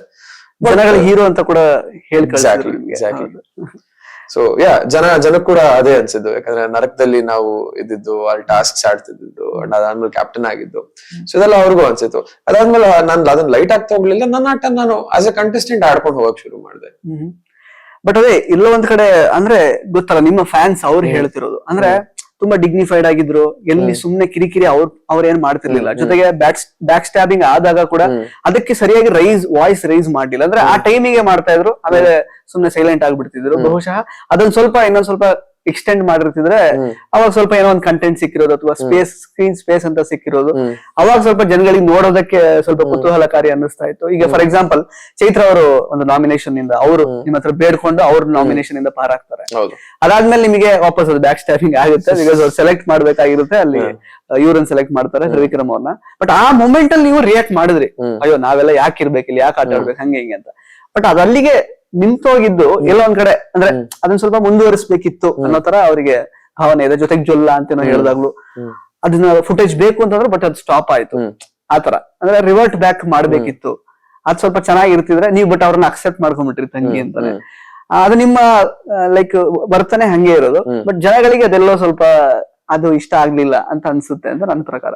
ನಾವಲ್ಲಿ 24 ಗಂಟೆಗಳ ಕಾಲ ಕಳಿತೀವಿ. ನಾನು ರಿಯಾಕ್ಟ್ ಮಾಡ್ಕೊಂಡೆ. ಆ ಮೊಮೆಂಟ್ ರಿಯಾಕ್ಟ್ ಮಾಡಿದೆ. ಹೌದು, ಆ ಮೊಮೆಂಟ್ ನನ್ಗೆ ಆ ರಿಯಾಕ್ಷನ್ ಬೇಕಿತ್ತು. ನನಗೆ ಫ್ರಸ್ಟ್ರೇಷನ್ ಇತ್ತು, ಹೊರಗಡೆ ಹಾಕ್ಲೇಬೇಕಾಗಿತ್ತು. ನನಗೆ ತುಂಬಾ ಅನ್ಫೇರ್ ಅನಿಸ್ತಾ ಇತ್ತು. ಅದನ್ನೆಲ್ಲ ಮಾಡಿದೆ. ಎಷ್ಟು ಅಂತ ಕ್ಯಾರಿ ಮಾಡ್ಲಿ? ದಿನದ 24 ಗಂಟೆನೂ ಅದನ್ನ ಕ್ಯಾರಿ ಮಾಡ್ತಾ ಕೂತ್ಕೊಂಡ್ರೆ ನೆಕ್ಸ್ಟ್ ಡೇ ನನಗೆ ಟಾಸ್ಕ್ ಇತ್ತು. ಆ ವಾರನ ನಾನು ಕಂಪ್ಲೀಟ್ ಮಾಡ್ಬೇಕಾಗಿತ್ತು. ಬಾಟಮ್ ಅಲ್ಲಿ ಇದ್ದೆ. ಟೇಬಲ್ ಬಾಟಮ್ ಅಲ್ಲಿ ಇದೆ. ನನ್ನ ಲಾಸ್ಟ್ ಪಾಯಿಂಟ್ಸ್ ನಮ್ದಾಗಿತ್ತು, ನಂದು ಚೈತ್ರಂದು. ಅಂಡ್ ನನ್ನ ಫ್ರೆಂಡ್ಸೇ ತುಂಬಾ ಜನ ಬಂದು ಹೇಳಿದ್ರು, ಯಾವ ಉದ್ದೇಶಕ್ಕೋಸ್ಕರ ಬಂದಿದ್ಯಾ, ಯಾರಿಗೋಸ್ಕರ ಆಡ್ತಿದ್ಯಾ ನೀನು, ನಿನ್ ಟಾಸ್ಕ್ ಆಡ್ದಂಗೆ ನನ್ ಜೋಡಿನ ಬರ ಅನ್ಬಿಟ್ಟು ಬೆಳ್ ಕಿತ್ತಾಕ್ಬಿಟ್ಟು ಹೋಗ್ಬಿಟ್ರೆ ನೀನು ಏನ್ ಪ್ರೂವ್ ಮಾಡಕ್ ಹೊರಟಿದ್ಯಾ. ಸೊ ಇದೆಲ್ಲ ಮನ್ಸಿಗೆ ತಗೊಳಕ್, ಹೌದು ಆಟ ಆಡ್ಬೇಕಲ್ವಾ, ಆಟ ಮುಖ್ಯ ಅಲ್ವಾ, ಆಟ ಕಂಟಿನ್ಯೂ ಮಾಡೋಣ, ಆಟ ಮುಗ್ಸೋಣ, ಆಮೇಲೆ ನೋಡ್ಕೋಣ. ಅದಕ್ಕೆ ಅಂತ ಒಂದು ವೇದಿಕೆ ಬರುತ್ತೆ, ನಾಮಿನೇಷನ್ಸ್ ಅಂತ ಬರುತ್ತೆ, ಕಳಪೆ ಅಂತ ಬರುತ್ತೆ, ಅಲ್ಲಿ ಮಾತಾಡೋಣ. ಅಲ್ಲಿ ನನಗೆ ಅನ್ಸಿದ್ದನ್ನು ನಾನು ಹೇಳೋಣ ಅನ್ಬಿಟ್ಟು ಆ ಜಗಳ ನನಗೆ ಎಂಡ್ ಮಾಡಿದೆ. ನನ್ನ ಆಟ ನಾನು ಬಾಟಮ್ ಅಲ್ಲಿ ಇದ್ದು ಟಾಪ್ 3 ಬಂದೆ. ಸೊ ಅದು ನನ್ನ ಆಟ, that is me, that is Shishir. ನಾನು ಸುಮ್ನೆ ಅನಾವಶ್ಯಕವಾಗಿ ಅದನ್ನ ಡ್ರಾಗ್ ಮಾಡ್ಕೊಂಡು ಹೋದಷ್ಟು ಅದೊಂದು ಬ್ಯಾಗೇಜ್ ನನಗೆ ಆಗ್ತಾ ಹೋಗುತ್ತೆ, ಅದನ್ನ ಬರ್ಡನ್ ನಂತರೆಲ್ಲ ಕೂತ್ಕೋತಾ ಹೋಗುತ್ತೆ. ಅದನ್ನ ಇಟ್ಕೊಂಡು ನಾನು 24 ಗಂಟೆ ಅಲ್ಲಿ ಕಾಲ ಕಳಿಯಕ್ ಆಗಲ್ಲ ಅದೇ ವ್ಯಕ್ತಿ ಜೊತೆ. ಸೊ ಅದು ಚೈತ್ರನ್ ವಿಚಾರದಲ್ಲಿ ಆಗಿದ್ದು. ಅಂಡ್ ತ್ರಿವಿಕ್ರಮ್ ಮತ್ತೆ ಚೈತ್ರನ್ ವಿಚಾರದಲ್ಲಿ ಆದಾಗ್ಲೂ ಅಷ್ಟೇ. ಹೌದು, ಅಲ್ಲಿ ನನಗೆ ತುಂಬಾ ಅನ್ಫೇರ್ ಅನ್ನಿಸ್ತು. ಇವರಿಬ್ರು ಮಧ್ಯದಲ್ಲಿ ನಾನೆಲ್ಲಿ ಬಂದೆ, ನಾನು ಈ ವರ್ಡ್ಸ್ ಗಳು ಏನಕ್ಕೆ ಬರಕ್ ಶುರುವಾಯ್ತು, ಇದೆಲ್ಲ ಅವಶ್ಯಕತೆ ಇರ್ಲಿಲ್ವಲ್ಲ ಅಂತ ಆ ಮೂಮೆಂಟ್ ಅಲ್ಲಿ ಹೌದು ನನ್ ತುಂಬಾ ಫ್ರಸ್ಟ್ರೇಟ್ ಆದೆ, ತುಂಬಾ ರಿಯಾಕ್ಟ್ ಮಾಡಿದೆ. ಇದನ್ನ ನಾನೇ ಕಂಟಿನ್ಯೂ ಮಾಡಿದಿದ್ರೆ ಇದಕ್ ನಾನೇ ಸೊಪ್ಪಾಗ್ದಂಗಾಗಿರೋದು, ಇದ್ರ ಬಗ್ಗೆ ನಾನೇ ಜಾಸ್ತಿ ಮಾತಾಡ್ದಂಗಾಗಿರೋದು. ಯಾಕಂದ್ರೆ ಸುರೇಶ್ ಅಣ್ಣಂದು ರಾಜತ್ತದು ಇನ್ಸಿಡೆಂಟ್ ಆದಾಗ ಹೇಳ್ಕೊಂಡ್ ಜಾಸ್ತಿ ಮಾಡ್ಕೊಂಡಿದ್ ಸುರೇಶ್ ಅಣ್ಣ. ಸೊ ಅದ್ರ ಅವಶ್ಯಕತೆ ನನಗಿರ್ಲಿಲ್ಲ. ಯಾಕಂದ್ರೆ ಯಾರೋ ಏನೋ ಹೇಳಿದ್ರು ಅಂತ ಅದನ್ನ ನಾನಾಗಿ ಅದನ್ನ ಮನ್ಸಲ್ಲಿ ಇಟ್ಕೊಂಡು ಕ್ಯಾರಿ ಮಾಡ್ಕೊಂಡು ಹೋದ್ರೆ ಅದ್ ನನ್ನ ಆಟಕ್ಕೆ ತೊಂದ್ರೆ ಆಗುತ್ತೆ. ಅವತ್ತಿನ ರಾತ್ರಿ ನನ್ನ ಫ್ರಸ್ಟ್ರೇಷನ್ ನಾನು ತೀರಿಸ್ಕೊಂಡೆ, ವಿಕ್ರಮ್ ಹತ್ರ ಮಾತಾಡಿದೆ, ನಿಮ್ಮಿಬ್ಬರ ಜಗಳದಲ್ಲಿ ನಾನ್ ಬರೋ ಅವಶ್ಯಕತೆ ಏನಿತ್ತು ಅಂತ ಕೇಳಿದೆ, ಅದೆಲ್ಲ ಅಲ್ಲಿ ಸಾಲ್ವ್ ಆಯ್ತು. ನೆಕ್ಸ್ಟ್ ಡೇ ನಾನು ಫ್ರೆಶ್ ಆಗಿ ಶುರು ಮಾಡ್ಬೇಕು, ಇದು ಯಾವ್ದನ್ನು ತಲೆಯಲ್ಲಿ ಇಟ್ಕೊಳ್ಳದೆ ನನ್ನ ದಿನಾನ ಫ್ರೆಶ್ ಆಗಿ ಶುರು ಮಾಡಿ ಆಟನ್ ಮತ್ತೆ ಫ್ರೆಶ್ ಆಗಿ ಶುರು ಮಾಡ್ಬೇಕು ಅಂತಾನೆ ಇಟ್ಕೊಂಡು ಶುರು ಮಾಡಿದಂತ ಆಟ ಅದು. ನನಗೆ ಯಾವತ್ತು ಬರ್ಡನ್ಸ್ ನ ಬ್ಯಾಗೇಜಸ್ ನ ಕ್ಯಾರಿ ಮಾಡಕ್ ಬರಲ್ಲ. ಅಂಡ್ ಬಿಗ್ ಬಾಸ್ ಅಂದ್ರೇನೆ ಆಟ, ಮೂವ್ ಆನ್, ಪ್ಲೇ ಆನ್, ಇದೇ ಆಟ. ಸೊ ಇದನ್ನ ನಾನು ತುಂಬಾ ಚೆನ್ನಾಗಿ ರಿಯಲ್ ಲೈಫ್ ಅಲ್ಲಿ ಕೂಡ ಶಿಶಿರ್ ಅದೇ ತರ. ಹೌದು, ನಾನು ತುಂಬಾ ಕೇರ್ಲೆಸ್ ವ್ಯಕ್ತಿತ್ವ. ನಿನ್ಗೆ ಯಾರಾದ್ರೂ ಮಾತಾಡ್ತಾ ಇದಾರೆ ಅಂದ್ರೆ ಬಿಡುಗರು ಅವ್ನ್ ಬಾಯಿ ಮಾತಾಡ್ತಾನೆ, ಎಷ್ಟೊತ್ತು ಅಂತ ಮಾತಾಡ್ತಾನೆ, ಬಾಯಿನೋವರೆಗೂ ಮಾತಾಡ್ತಾನೆ, ಆಮೇಲೆ ಏನ್ ಮಾತಾಡ್ತಾನೆ, ಅವ್ನ್ ಮಾತಾಡೋನ್ ಅಲ್ಲೇ ಇರ್ತಾನೆ. ನನ್ ಪಡಕ್ ನನ್ ಕೆಲಸ ಮಾಡ್ಕೊಂಡು ಹೋಗೋಣ, ನಾನು ಇರೋದೇ ಹೆಂಗೆ. ಬಟ್ ಒಂದ್ಸಲ ಟ್ರಸ್ಟ್ ಬ್ರೇಕ್ ಆಗುವಾಗ ಮತ್ತೆ ವಾಪಸ್ ಅವರಿಗೆ ಚಾನ್ಸ್ ಕೊಡೋದು. ಈಗ ತಂಗಿ ಆ ಸ್ಥಾನ ಕೊಟ್ಟಿದ್ರಿ ಫಸ್ಟ್ ಇಂದ, ಅದು ಇನ್ನೂ ಉಳಿಸ್ಕೊಂಡಿದೀನಿ ಅಂತ ಲಾಸ್ಟಿಗೂ ಹೇಳಿ ಬಂದ್ರಿ. ಬಟ್ ನಮಗೆ ಆಡಿಯನ್ಸ್ ನೋಡುವಾಗ ಯಾಕೆ ಇವ್ರು ಮತ್ತೆ ಅಟ್ಲೀಸ್ಟ್ ಓಕೆ ಅವ್ರ ಹತ್ರ ಜಗಳ ಆಡ್ಬೇಕು ಅಂತಿಲ್ಲ, ಬಟ್ ಅದೇ ಸ್ಥಾನ ಹಂಗೆ ಇರುತ್ತೆ ಅಥವಾ ಅಷ್ಟೇ ಪ್ರೀತಿ ನನ್ ಮೈಂಡ್ ಅಲ್ಲಿ ಹಂಗೆ ಇರುತ್ತೆ. ಬಿಕಾಸ್ ಅವ್ರು ಎಷ್ಟರ ಮಟ್ಟಿಗೆ ನಿಮ್ಗೆ ಹಿಂದೆಯಿಂದ ಬ್ಯಾಕ್ ಸ್ಟಾಪ್ ಮಾಡಿದಾರೆ ಅಂತ ಗೊತ್ತಿದೆ. ಆದ್ರೂ ಅಷ್ಟರ ಮಟ್ಟಿಗೆ ಒಬ್ಬ ವ್ಯಕ್ತಿ ಜೆನ್ಯೂನ್ ಆಗಿರಕ್ ಸಾಧ್ಯನಾ ಅಂತ ಕ್ವಶನ್ ಬಂದಿದೆ ಆಕ್ಚುಲಿ ಹೊರಗಡೆ. ಮೇ ಬಿ ನನ್ ವ್ಯಕ್ತಿತ್ವನೇ ಅದು. ಹೌದು, ಆ ವಾರ ಹಂಗಾಗಿತ್ತು. ಅದಕ್ಕೆ ನಾನು ಏನ್ ಮಾಡ್ಬೇಕಾಗಿತ್ತು, ನಾಮಿನೇಟ್ ಮಾಡಿದೆ. ಅವ್ರನ್ನ ಮನೆಯಿಂದ ಹೊರಗಡೆ ಕಳ್ಸೋದ್ ಪ್ರಕ್ರಿಯೆಯಲ್ಲಿ ನಾಮಿನೇಟ್ ಮಾಡಿದೆ, ಕಳಪೆ ಕೊಟ್ಟೆ, ಅಪ್ರಾಮಾಣಿಕತೆ ಕೊಟ್ಟೆ, ಪ್ರತಿಯೊಂದನ್ನು ಮಾಡಿದೆ. ನನ್ನ ಸ್ಟ್ಯಾಂಡ್ ಏನಿತ್ತೋ ನಾನು ಅಲ್ಲಿ ತೀರಿಸ್ಕೊಂಡೆ. ಅದಾದ್ಮೇಲೆ ನಾನು ಏನಕ್ಕೆ ಕ್ಯಾರಿ ಮಾಡ್ಲಿ ಅದನ್ನ. ಅಂಡ್ ಒಬ್ಬ ವ್ಯಕ್ತಿಗೆ ಒಂದ್ ಸ್ಥಾನ ಕೊಟ್ಟಿದೀನಿ ಅಂದ್ಮೇಲೆ ಅದನ್ನ ಅಷ್ಟು ಈಸಿಯಾಗಿ ಕಿತ್ತಾಕುವಂತ ವ್ಯಕ್ತಿ ನಾನಲ್ಲ. ತುಂಬಾ ದೊಡ್ಡ ಮಟ್ಟಕ್ಕೆ ಏನಾದ್ರು ಆಗಿ ಆ ತರದ್ ಏನಾದ್ರು ಎಕ್ಸ್ಟ್ರೀಮ್ ಲೆವೆಲ್ಗೆ ಏನಾದ್ರು ಆದಾಗ ನೋಡೋಣ, ಅವ್ರು ನನ್ನ ಲೈಫ್ ಇಂದ ಕಟ್ ಮಾಡಿ ಬಿಸಾಕೋಣ. ಓಕೆ, ಒಂದ್ ಆಟಕ್ಕೋಸ್ಕರ ತಾನೇ ಅವಳು ಏನೋ ಒಂದ್ ಮಾಡಿದ್ದು, ಅಲ್ಲಿ ನನಗ್ ಹರ್ಟ್ ಆಯ್ತು, ಬಟ್ ಅವ್ರ ಆಟ ಆಡೋದು. ಓಕೆ, ಆಟದ ವಿಚಾರದಲ್ಲಿ ನಾನು ಏನ್ ಮಾಡ್ಬೇಕಾಗಿತ್ತು, ನಾನು ಆಟದ ವಿಚಾರದಲ್ಲಿ ತಿರ್ಸ್ಕೊಂಡೆ, ನಾಮಿನೇಟ್ ಮಾಡಿದೆ. ಮುಂದಕ್ಕೆ ಏನಕ್ಕೆ ಅಂತ ನನ್ನ ಪಾಯಿಂಟ್. ಶಿಶಿರ್ ಆಲ್ಮೋಸ್ಟ್ ಈಗ 12 years ಪ್ಲಸ್ ನೀವು ಆಕ್ಚುಲಿ ಅಂದ್ರೆ ಕಿರುತೆರೆ ಆಗಿರ್ಬೋದು, ಅಥವಾ ಸಿನಿಮಾ ಇಂಡಸ್ಟ್ರಿಯಲ್ಲಿ ನೀವು ಅಸೋಸಿಯೇಟ್ ಆಗಿರೋದು. ಬಟ್ ಈಗ ರಿಯಾಲಿಟಿ ಶೋಸ್ ತೆಲುಗಲ್ಲೂ ಮಾಡಿದಿರ, ಡ್ಯಾನ್ಸ್ ರಿಯಾಲಿಟಿ ಶೋಸ್ ಆ ತರದೆಲ್ಲ ಸೀರಿಯಲ್ಸ್. ಅಂದ್ರೆ ಈ ಕಿರುತೆರೆಯಲ್ಲಿ ಯಾವ ತರ ಕಂಟೆಂಟ್ ಅಥವಾ ಹೆಂಗೆ ಸೆಲ್ ಆಗುತ್ತೆ, ಯಾವ್ದು ವರ್ಕ್ ಆಗುತ್ತೆ ಅನ್ನೋದು ತುಂಬಾ ಚೆನ್ನಾಗಿ ಶಿಶಿರ್ ಅವ್ರಿಗೆ ಗೊತ್ತಿರುತ್ತೆ ಅಂತ ಆಡಿಯನ್ಸ್ ಅನ್ಕೊಂಡಿದ್ರು ಒಳಗಡೆ ಹೋಗೋಕ್ಕಿಂತ ಮುಂಚೆ. ಅಂಡ್ ಅಫ್ ಕೋರ್ಸ್ ಈಗ ನಾವು ಕೂಡ ಅಪ್ಡೇಟ್ಸ್ ಎಲ್ಲ ಕೊಡುವಾಗ ಟಾಪ್ 5 ಅಲ್ಲಿ ಸ್ಲೋ ಅಂಡ್ ಸ್ಟಡಿ ಆಗಿದ್ರು ಟಾಪ್ 5 ಅಲ್ಲಿ ಇವ್ರು ಇರ್ತಾರೆ ಅಂತ ಅನಿಸ್ತಾ ಇದೆ ಅಂತಾನೆ ನಾವು ಅಪ್ಡೇಟ್ ಕೊಡ್ತಾ ಬಂದಿದ್ವಿ ಆಕ್ಚುಲಿ ಆಡಿಯನ್ಸ್ ಗಳಿಗೆ. ಚೆನ್ನಾಗ ಅರ್ಥಕೊಂಡಿರ್ತಾರೆ, ಗೊತ್ತಿರುತ್ತೆ ಅವ್ರಿಗೆ, ನ್ಯಾಕ್ ಇರುತ್ತೆ ಅಂತ. ಬಟ್ ಎಲ್ಲಿ ಅಂದ್ರೆ ಯಾಕೆ ಗೊತ್ತಾಗ್ಲಿಲ್ವಾ ನಿಮ್ಗೆ, ಅಂದ್ರೆ ಜನಗಳನ್ನ ಹತ್ರ ಆಗೋದ್ರಲ್ಲಿ ಎಲ್ಲಿ ಮಿಸ್ ಆಗ್ತಿದೆ ನನಗೆ ಅಂತ, ಅಥವಾ ಏನಾಯ್ತು ಅಂತ? ಜನಗಳಿಗೆ ಹತ್ರ ಆಗೋದ್ರಲ್ಲಿ ನಾನು ಎಲ್ಲೂ ಸೋತಿಲ್ಲ ಅಂತ ಅನ್ಸುತ್ತೆ. ಯಾಕಂದ್ರೆ ಹೊರಗಡೆ ಬಂದ್ಮೇಲೆ ನಾನು ನೋಡಿದಂತ ರಿಸಲ್ಟ್ಸ್ ಏನಿದೆಯೋ ಹೊರಗಡೆ, ನಾನು ಅಲ್ಲೂ ನೋಡಿದ್ದು ಅಂಡ್ ಜನ ಕೊಟ್ಟಿದ್ ಪ್ರೀತಿ ನಾನು ತುಂಬಾ ಹತ್ರ ಆಗಿದ್ದೀನಿ ಅಂತ ನನಗೆ ಅನ್ಸಿದೆ. ಬಟ್ ಅದು ವೋಟ್ ಆಗಿ ಯಾಕೆ ಕನ್ವರ್ಟ್ ಆಗ್ಲಿಲ್ಲ ಅನ್ನೋದು ಕ್ವಶನ್ ಮಾರ್ಕ್ ನನಗಿದೆ. ಗೊತ್ತಿಲ್ಲ ನನಗೆ ಅದ್ರ ಬಗ್ಗೆ ಏನಾಗಿದೆ ಅಂತ ಗೊತ್ತಿಲ್ಲ. ಅಂಡ್ ಒಳಗೆ ಕಂಟೆಂಟ್ ಕೊಡ್ಬೇಕು ಅಂತ ನಿಂತ್ಕೊಂಡ್ಬಿಟ್ರೆ ಬರೀ ಪ್ರತಿಯೊಂದು ಬಿಹೇವಿಯರ್, ಪ್ರತಿಯೊಂದು ಮೂಮೆಂಟ್ ಕಂಟೆಂಟ್ ಆಗ್ಬಿಡುತ್ತೆ. ಅದನ್ನ ನಾವು ತಲೆ ತುಂಬ್ಕೊಂಡ್ಬಿಟ್ರೆ ಏನಾಗುತ್ತೆ, ಏನ್ ನಾನು ಕಂಟೆಂಟ್ ಕೊಡ್ಬೇಕು, ನಾನು ಇವಾಗ ನಡ್ಕೊಂಡೋದ್ರೆ ಕಂಟೆಂಟ್, ಇವನ ಹತ್ರ ಮಾತಾಡಿದ್ರೆ ಕಂಟೆಂಟ್, ಈ ಕಾನ್ಶಿಯಸ್ನೆಸ್ ಬಂದ್ಬಿಟ್ಟಾಗ ಏನಾಗುತ್ತೆ, ಆಟ ಪೂರ್ತಿ ಕಾನ್ಶಿಯಸ್ ಆಗ್ಬಿಡುತ್ತೆ. ನಾನ್ ಗೋ ವಿತ್ ಫ್ಲೋ ಅಂತಾನೆ ಇದ್ದಿದ್ದು. ನಾನು ಎಲ್ಲೆಲ್ಲಿ ಕಂಟೆಂಟ್ ಕೊಡ್ತಾ ಇದ್ದು ಅದನ್ನೆಲ್ಲ ಟೆಲಿಕಾಸ್ಟ್ ಮಾಡ್ತಾ ಇದ್ರು, ಅದೆಲ್ಲ ಟೆಲಿಕಾಸ್ಟ್ ಆಗ್ತಾ ಇತ್ತು. ನಾನು ಎಲ್ಲೆಲ್ಲಿ ಮಾತಾಡ್ಬೇಕು, ಎಲ್ಲೆಲ್ಲಿ ವಾಯ್ಸ್ ರೈಸ್ ಮಾಡ್ಬೇಕು ಅದೆಲ್ಲ ಮಾಡ್ತಾ ಇದ್ದೆ, ಆಗ್ತಾ ಇತ್ತು. ನಾನಾಗಿದ್ದೆ, ನನ್ ಕಂಟೆಂಟ್ಗೋಸ್ಕರ ಇರ್ಲಿಲ್ಲ, ನಾನಾಗಿದ್ದೆ. ಅದ್ರ ಬಗ್ಗೆ ನನ್ಗೆ ತುಂಬಾ ಹೆಮ್ಮೆ ಇದೆ. ಓಕೆ, ಸಾಕಷ್ಟು ಬಾರಿ ಅಂದ್ರೆ ಎವಿಕ್ಷನ್ ಅಂದ್ರೆ ಎಲಿಮಿನೇಷನ್ ಅದ ಆ ವೀಕ್ ಬರುವಾಗ ಲಾಸ್ಟ್ ಸೆಕೆಂಡ್ ಅಲ್ಲಿ ಕೂತ್ಕೊಳ್ಳೋದು, ಅಥವಾ ಶೋಭಾ ಶೆಟ್ಟಿ ಅವರು ಬಂದಾಗ ಆದಂತಹ ಸಿಚುವೇಶನ್ ಅಂದ್ರೆ ಒಂದ್ 3-4 ವಾರ ಸಾಕಷ್ಟು ವಾರ ಆಕ್ಚುಲಿ ನೀವು ಫೇಸ್ ಮಾಡಿದ್ರಿ ಒಟ್ನಲ್ಲಿ. ಅವಾಗ ನಿಮ್ಗೆ ಏನ್ ಅನಿಸ್ತಾ ಇತ್ತು? ಎಕ್ಸಾಕ್ಟ್ಲಿ ಶೋಭಾ ಶೆಟ್ಟಿ ಅವರು ಅವರೇ ಕ್ವಿಟ್ ಮಾಡ್ತೀನಿ ಅಂತ ಹೇಳುವಾಗ ನೀವಿಬ್ರು ಲಾಸ್ಟ್ ಅಲ್ಲಿ ಇರ್ತೀರಾ, ನೀವು ಮತ್ತೆ ಐಶ್ವರ್ಯ ಅವರು, ಅವಾಗ ಏನ್ ಓಡ್ತಾ ಇತ್ತು ನಿಮ್ ತಲೆಯಲ್ಲಿ ಅಂತ? ತುಂಬಾ ಕನ್ಫ್ಯೂಷನ್ಸ್ ಇತ್ತು ಆಕ್ಚುಲಿ. ಅವರ ಒಂದು ಕ್ಲಾರಿಟಿ ಬೇಕಿತ್ತು. ಇವಾಗ ಸರಿ ಯಾರಾದ್ರೂ ಒಬ್ರು ಎಲಿಮಿನೇಟ್ ಆಗೇ ಆಗ್ತಿದ್ವಾ, ಇನ್ನೊಬ್ರು ಉಳ್ಕೊಂಡವ್ರಿಗೆ ಒಂದು ಕ್ಲಾರಿಟಿ ಅಲ್ವಾ ಅದು. ನಾನು ಏನಕ್ಕೆ ಬಾಟಮ್ ಟು ಬಂದೆ, ಇವನ್ ಏನಕ್ಕೆ ಎಲಿಮಿನೇಟ್ ಆದ, ನಾನು ಏನಕ್ಕೆ ಉಳ್ಕೊಂಡೆ, ಈ ತರದ್ ಒಂದು ಕ್ಲಾರಿಟಿ ಆದ್ರೂ ಸಿಕ್ಕಿರೋದು ಒಂದು. ಅಂಡ್ ಆ ವಾರ ಆದ್ಮೇಲೆ ನಾನು ಮುಂದಿನ ವಾರದಲ್ಲಿ ನಾನು ನಾಮಿನೇಟ್ ಆಗ್ಲಿಲ್ಲ. ಮನೇಲಿ ಯಾರು ನನ್ನ ನಾಮಿನೇಟ್ ಮಾಡ್ಲಿಲ್ಲ, ಗೌತಮಿ ಅವ್ರೊಬ್ರನ್ನ ಬಿಟ್ರೆ ಯಾರು ನಾಮಿನೇಟ್ ಮಾಡ್ಲಿಲ್ಲ ನನ್ನ. ಸೊ ಅಲ್ಲಿ ನನ್ನ ಆಟ ಚೆನ್ನಾಗಿ ಹೋಯ್ತು, ಯಾಕಂದ್ರೆ ಆ ವಾರ ನಾನು ಕ್ಯಾಪ್ಟನ್ಸಿ ಟಾಸ್ಕಿನ ಫಿನಾಲೆಗೆ ಹೋಗಿದ್ದೆ. ಸೊ ಅಲ್ಲಿ ಚೆನ್ನಾಗ್ ಹೋಯ್ತು. ಅದಾದ ನಂತರ ಮತ್ತೆ ಇಬ್ರು ಕರೆಕ್ಟ್ ಆಗಿ ಬಂದು ನಾಮಿನೇಟ್ ಮಾಡ್ತಾರೆ ನನ್ನನ್ನ. ಇಬ್ರು ಬಿಟ್ಟು ಯಾರು ನಾಮಿನೇಟ್ ಮಾಡ್ಲಿಲ್ಲ. ಬಟ್ ನಾಮಿನೇಷನ್ಗೆ 2 ವೋಟು ಕಂಪಲ್ಸರಿ ಬೇಕೇ ಬೇಕಾಗಿರುತ್ತೆ. ಕರೆಕ್ಟ್ ಆಗಿ ಇಬ್ಬರೇ ಬಂದು ನಾಮಿನೇಟ್ ಮಾಡ್ತಾರೆ. ಆ ವಾರನು ಅದ್ಭುತವಾಗಿ ಆಪೋಸಿಟ್ ಟೀಮ್ ಅವರು ಒಂದು ಟಾಸ್ಕ್ ಗೆಲ್ದಿರೋ ತರ ನೋಡ್ಕೊಂಡ್ವಿ. ಅಂಡ್ ಆ ವಾರನು ಕ್ಯಾಪ್ಟನ್ಸಿ ಟಾಸ್ಕ್ ಅಲ್ಲಿ ಫೈನಲ್ 2 ವರೆಗೂ ಹೋಗಿದ್ದೆ. ಸೊ ನಾನು ನನ್ನ ಆಟನ ಎಲ್ಲೂ ಬಿಟ್ಕೊಟ್ಟಿಲ್ಲ, ನಾನು ಆಡಿದೀನಿ, ನಾನು ತುಂಬಾ ಚೆನ್ನಾಗಿ ಆಡಿದೀನಿ. ಓಕೆ, ಇನ್ನು ಅದೇ ಈಗ ರೀಸೆಂಟ್ ನಿನ್ನೆ ಎಪಿಸೋಡ್ ಅಲ್ಲಿ ಅದೊಂದು ಫುಟೇಜ್ ತೋರಿಸ್ತಾರೆ ನಿಮ್ಮ ಮೋಕ್ಷಿತಾ ಅವ್ರದ್ದು ಮತ್ತೆ ಐಶ್ವರ್ಯ ಅವ್ರದ್ದು. ಆತರ ಇನ್ಸಿಡೆಂಟ್ಸ್ ಬೇರೆಯವ್ರ ವಿಷಯದಲ್ಲೂ ಆಗಿದೆ. ಅವರು ಕೂಡ ಸಾಕಷ್ಟು ಮಾತಾಡ್ಕೊಂಡಿದ್ದಾರೆ. ಇವನ್ ತ್ರಿವಿಕ್ರಮ್ ಮಂಜು ಅವ್ರು ಮಾತಾಡ್ಕೊಂಡಿದ್ದಾರೆ, ಇವ್ರು ಮಿಸ್ ಆಗ್ಬಿಟ್ರಲ್ಲ ಅಂತ ಮಾತಾಡ್ಕೊಂಡಿದ್ದನ್ನು ಫುಟೇಜ್ ಪ್ಲೇ ಮಾಡಿದಾರೆ, ಅದೆಲ್ಲ ಆಗಿದೆ. ಬಟ್ ಈ ಸಲ ಏನೋ ಅದು ಹೈಲೈಟ್ ಮಾಡಿ ಆ ಫುಟೇಜ್ ಮಾತ್ರ ತೋರಿಸಿದೇನಾದ್ರು ನಿಮಗೆ ನೆಗೆಟಿವ್ ಆಯ್ತಾ? ಇಲ್ಲ ಸರ್, ಆ ತರದ್ದೇನು ನೆಗೆಟಿವ್ ಆಗ್ಲಿಕ್ಕಿಲ್ಲ ಅಂತ ನನಗೆ ಅಂದ್ರೆ ಆತರ ಮಾತಾಡ್ಕೊಂಡಿದ್ದು ಅಂದ್ರೆ ಆತರ ಮಾತಾಡ್ಕೊಂಡಿದ್ದ ಹಿಂದಿನ ಉದ್ದೇಶನೇ ಬೇರೆ ಇತ್ತು. ಯಾಕಂದ್ರೆ ಐಶ್ವರ್ಯ ಒಂದ್ ಫ್ರಸ್ಟ್ರೇಷನ್ ಇತ್ತು, ಏನಪ್ಪಾ ಅಂದ್ರೆ ಆತರ ಬೇರೆ ವ್ಯಕ್ತಿಗಳು ಮಾಡ್ತಾ ಇದಾರೆ ಈ ಮನೇಲಿ. ಆತರ ಬೇರೆ ವ್ಯಕ್ತಿಗಳು ಮಾಡ್ತಿದ್ದಾಗ ನಾವು ಆತರ ಮಾಡಿದ್ರೆ ಹೆಂಗೆ ಅನ್ನೋ ಕಾಂಟೆಕ್ಸ್ಟ್ ಅಲ್ಲಿ ಮಾತಾಡಿದಂತ ಮಾತುಗಳದು. ಅಂಡ್ ಅದನ್ನ ನಾವು ಮಾತಾಡಿ ಆಲ್ರೆಡಿ 5 ವಾರ ಆಗೋಗಿತ್ತು. ನಾವು ತುಂಬಾ ಹಿಂದೆ ಮಾತಾಡಿದಂತ ಮಾತುಗಳದು. ಬಿಕಾಸ್ ನನ್ ಗೆಟಪ್ ನೋಡಿದ್ರೆ ನಿಮ್ಗೆ ಗೊತ್ತಾಗ್ಬೋದು. BB ಪಾಯಿಂಟ್ಸ್ ವಾರದಲ್ಲಿ ಮಾತಾಡ್ಕೊಂಡಿದ್ದಂತ ಮಾತುಗಳದು. ಸೊ ಅಲ್ಲೆಲ್ಲೋ ಅವ್ರಿಗೆ ಅನ್ಸಿತ್ತು, ಐಶ್ವರ್ಯ ಅವ್ರಿಗೆ ಅನ್ಸಿತ್ತು, ಈ ತರ ಯಾರೋ ಒಂದಷ್ಟು ಜನ ಈ ತರ ಮಾಡ್ತಿದಾರ, ಟಾರ್ಗೆಟ್ ಮಾಡ್ತಿದಾರ, ಹಂಗಿದ್ದಾಗ ನಾವೇನ್ ಮಾಡ್ಬೇಕು ಅನ್ನೋ ನಿಟ್ಟಿನಲ್ಲಿ ಮಾಡಿದಂತ ಡಿಸ್ಕಷನ್ ಆಗಿತ್ತು. ಸೊ ಅದೆಲ್ಲೋ ಈ ವಾರಕ್ಕೆ ನನಗೆ ಎಫೆಕ್ಟ್ ಆಗುತ್ತೆ ಅಂತ ನನಗೆ ಅನಿಸ್ಲಿಲ್ಲ. ಅಂದ್ರೆ ಈ ವಾರಕ್ಕೆ ಅದು ಯಾಕೆ ಬಂತು ಅಂದ್ರೆ ಈ ಟೈಮಲ್ಲಿ ಸ್ವಲ್ಪ ಅದು ವೈರಲ್ ಆಗ ಸ್ಟಾರ್ಟ್ ಆಯ್ತು ಹೊರಗಡೆ. ಅವ್ರು ಮಾತಾಡಿದ್ರು, ಇದನ್ನ ಯಾಕೆ ಕ್ವಶನ್ ಮಾಡಿಲ್ಲ ಹಾಗೆ ಅಂತ. ಬಹುಶಃ ಅದಕ್ಕೋಸ್ಕರ ಅದನ್ನ ಪ್ಲೇ ಮಾಡಿದ್ರು ಅನ್ಸುತ್ತೆ ಮೋಸ್ಟ್ಲಿ. ಅಗೇನ್ ಅದೇ ಅದನ್ನ ಹೊರತುಪಡಿಸಿದ್ರೆ ನಿಮ್ಮ ಮತ್ತು ಐಶ್ವರ್ಯ ಅವರ ಒಂದು ಪವಿತ್ರ ಸ್ನೇಹ ಅಂದ್ರೆ ತುಂಬಾ ಚೆನ್ನಾಗಿ ಅದು ಕಾಣಿಸ್ಕೊಂಡಿದೆ ಒಳಗಡೆ. ತುಂಬಾ ಆರ್ಗ್ಯಾನಿಕ್ ಆಗಿ ಆಯ್ತು ಅಂತ ಅನ್ಸುತ್ತೆ. ಹಂಗೆ ಕಾಣ್ತಾ ಇತ್ತು. ಸೊ ನಿಮ್ಮಿಬ್ಬರ ಒಂದು ರಿಲೇಶನ್ಶಿಪ್ ಬಗ್ಗೆ ಹೇಳೋದಾದ್ರೆ, ನೀವೇ ಹೇಳ್ದಂಗೆ ತುಂಬಾ ಆರ್ಗ್ಯಾನಿಕ್ ಆಗಿ ಆಗಿದ್ದದು. ನಾವ್ ಇದಕ್ ಮುಂಚೆ ಕೆಲಸ ಮಾಡಿದ್ವಿ, ಒಂದ್ ಸಿನಿಮಾನ ವರ್ಕ್ ಮಾಡಿದ್ವಿ ಇಬ್ರು ಒಟ್ಟಿಗೆ. ಅದಾದ ನಂತರ ತುಂಬಾ ಗ್ಯಾಪ್ ಆಗಿತ್ತು, ಒಂದ್ 5-6 ವರ್ಷ ನಾವ್ ಇಬ್ರು ಟಚ್ ಅಲ್ಲಿ ಇರ್ಲಿಲ್ಲ. ಬಿಗ್ ಬಾಸ್ಗೆ ಅಂತ ಬಂದಾಗ ಬಿಗ್ ಬಾಸ್ ಅಲ್ಲೂ ಅಷ್ಟೇ ಫಸ್ಟ್ 4 ವಾರ ನಾವು ಹಾಯ್ ಬಾಯ್ ಮಾತಾಡ್ಕೊಂಡಿದ್ವಿ. ಎಲ್ಲಿ ನಾವು ಕನೆಕ್ಟ್ ಆಗಿದ್ವಿ ಅಂದ್ರೆ ಪಕ್ಷದ ಟಾಸ್ಕ್ ಅಲ್ಲಿ ಕನೆಕ್ಟ್ ಆದ್ವಿ ಒಂದು, ಅಲ್ಲಿ ಇಬ್ರು ಒಟ್ಟಿಗೆ ಆಡಿದ್ವಿ. ಅದಾದ ನಂತರ ಜೋಡಿ ಟಾಸ್ಕ್ ಅಲ್ಲಿ ಏನಾಯ್ತು ಅಂದ್ರೆ, ನಾನು ಯಾವಾಗ ಫ್ರಸ್ಟ್ರೇಟ್ ಆಗ್ತೀನಿ, ನಾನು ಯಾವಾಗ ಕಿತ್ತು ಬಿಸಾಕ್ಬಿಟ್ಟು ನಾನು ಆಡಲ್ಲ ಅಂತ ಹೇಳ್ತೀನಿ, ನನ್ಗೆ ಎದುರುಗಡೆ ನಿಂತಂತ ಮೊದಲನೇ ವ್ಯಕ್ತಿನ ಐಶ್ವರ್ಯ. ಏನ್ ಮಾಡ್ತಿದ್ಯಾ, ಏನಕ್ಕೆ ಹಿಂಗ್ ಮಾಡ್ತಿದ್ಯಾ ನೀನು, ಯಾವ ಉದ್ದೇಶಕ್ಕೆ ಬಂದಿದ್ಯಾ ನೆನ್ಪಿದ್ಯಾ ನಿನ್ಗೆ, ಯಾರಿಗೋಸ್ಕರ ಆಡ್ತಿದ್ಯಾ ಅಂತ ನೆನ್ಪಿದ್ಯಾ ನಿನ್ಗೆ, ನೀನ್ ಆಡಲ್ಲ ಅಂತ ಕೂತ್ಕೊಂಡ್ರೆ ಹೊರಗಡೆ ನಿನ್ ನೋಡ್ತಿರೋ ಜನಕ್ಕೆ ಏನ್ ಆನ್ಸರ್ ಕೊಡ್ತಿದ್ಯಾ ನೀನ್ ಆಡ್ಬೇಕು, ತಪ್ಪು ಇದು ಅಂತ ನಿಂತಂತ ವ್ಯಕ್ತಿ. ಸೊ ಆ ಒಂದು ಕನ್ಸರ್ನ್ ಇದೆಯಲ್ಲ ಒಬ್ಬ ವ್ಯಕ್ತಿ ಮೇಲೆ, ಅದು ನನಗೆ ತುಂಬಾ ಪ್ಯೂರ್ ಅನಿಸ್ತು. ಅಂಡ್ ಅದಾದ್ಮೇಲೆ ಅವರು ಡಿಮೋಟಿವೇಟ್ ಆದಾಗ ನಾನ್ ತುಂಬಾ ಸತಿ ಅವ್ರಿಗೋಸ್ಕರ ನಿಂತಿದ್ದೀನಿ. ಸೊ ಹೀಗೆ ಬಂದಂತ ಬಾಂಡ್ ಅದು. ಸೊ ಆ ಬಾಂಡ್ ತುಂಬಾ ಪ್ಯೂರೆಸ್ಟ್ ಫಾರ್ಮ್ ಅಲ್ಲಿ ಇರ್ತದು. ನಮ್ಗೆಲ್ಲೂ ಬೇರೆ ತರದ್ದು ಯೋಚನೆಗಳಾಗಿರ್ಬೋದು, ಬೇರೆ ತರದ್ದು ಲೈನ್ಸ್ ಆಗಿರ್ಬೋದು, ಯಾವುದು ಎದುರುಗಡೆ ಬಂದಿರ್ಲಿಲ್ಲ. ಸೊ ಆ ಒಂದು ಪ್ಯೂರೆಸ್ಟ್ ಫಾರ್ಮ್ ಫ್ರೆಂಡ್ಶಿಪ್ ನ ಕೊನೆವರೆಗೂ ಉಳಿಸ್ಕೊಂಡ್ ಬಂದ್ವಿ ನಾವು. ಕರೆಕ್ಟ್. ಬಟ್ ಸುದೀಪ್ ಸರ್ ಅವರು ಒಂದ್ ಮಾತು ಹೇಳಿದ್ರು, ಅಂದ್ರೆ ಕ್ಲಾಸ್ ಅವ್ರು ಎಲ್ರು ತಗೊಂಡಿದ್ದಾರೆ. ಅಂದ್ರೆ ನೀವು ಗುಂಪು ಮಾಡ್ಕೊಂಡು ಅಥವಾ ಒಬ್ಬೊಬ್ಬರ ಜೊತೆಗೆ ಕಂಫರ್ಟ್ ಲೆವೆಲ್ ಬೆಳೆಸ್ಕೊಂಡು ಅವ್ರಿಗೋಸ್ಕರ ಆಟ ಆಡ್ತಿರೋ ತರ ಅನ್ನಿಸ್ತಾ ಇದೆ ಅಂತ. ಯಾರ್ಯಾರ ಜೊತೆ ಕಂಫರ್ಟ್ ಲೆವೆಲ್ ಬೆಳೆಸ್ಕೊತಿರೋ ಅವ್ರು ನೀವು ಉಳಿಸ್ಬಿಟ್ಟು ನೀವ್ ಆಚೆ ಬರ್ತಿದ್ದೀರಾ ಅನ್ನೋ ತರ ಮಾತುಗಳನ್ನು ಕೂಡ ಆಡಿದ್ದಾರೆ. ನಿಮ್ಮ ವಿಷಯದಲ್ಲಿ ಅದು ನಿಜ ಆಗಿದೆ ಅಂತ ಅನ್ಸುತ್ತಾ ನಿಮ್ಗೆ, ಹೇಗೆ ಅಂತ? ಗೊತ್ತಿಲ್ಲ ಸರ್, ಏನು ನನ್ಗೆ ಅದೇ ಏನು ಜಡ್ಜ್ ಮಾಡಕ್ಕೆ ಗೊತ್ತಾಗ್ತಿಲ್ಲ.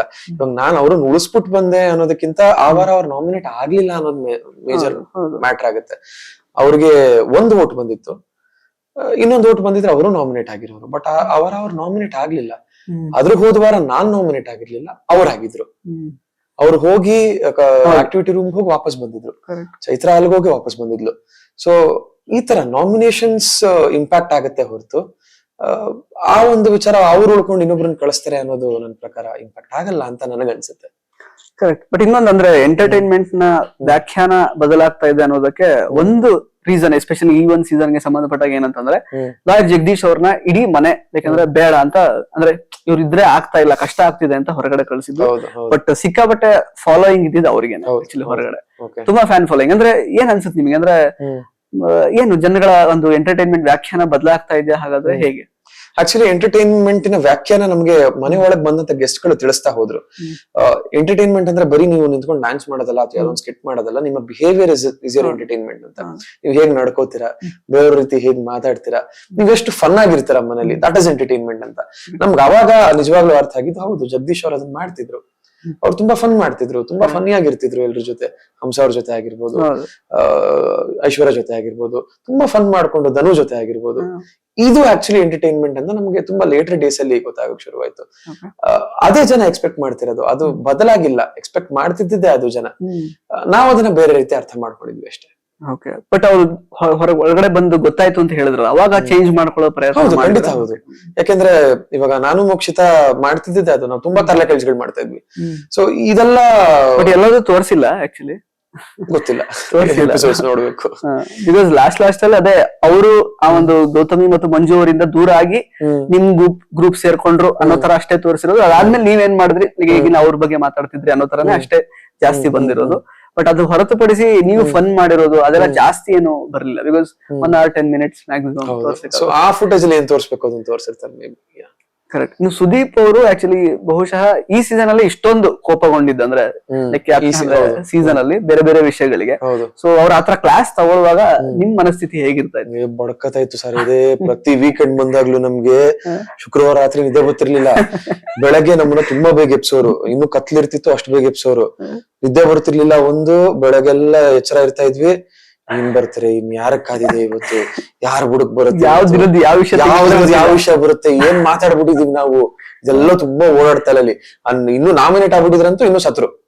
ಸೊ ಇದ್ರ ತುಂಬಾ ಭಯ ಇರೋದು. ಆಮೇಲೆ ಅದನ್ನ ತುಂಬಾ ಪಾಸಿಟಿವ್ ಆಗಿ ತಗೋಬೇಕಾಗಿತ್ತು ನಾವು. ಯಾಕಂದ್ರೆ ಅಣ್ಣ ಹೇಳ್ತಿದ್ದಾರೆ ಅಂದ್ರೆ ಅದರಿಂದ ಏನೋ ಒಂದು ಅರ್ಥ ಇರುತ್ತೆ, ಏನೋ ಒಂದು ಹಿಂಟ್ ಇರುತ್ತೆ. ಅದನ್ನ ನೀನ್ ತಗೊಂಡು ನಿನ್ ಮುಂದಕ್ಕೆ ಹೋದ್ರೆ ಮಾತ್ರ ಆಟದಲ್ಲಿ ಕಂಟಿನ್ಯೂ ಆಗ್ತೀಯ ಅನ್ನೋದೊಂದು ತಲೆಯಲ್ಲಿರೋದು.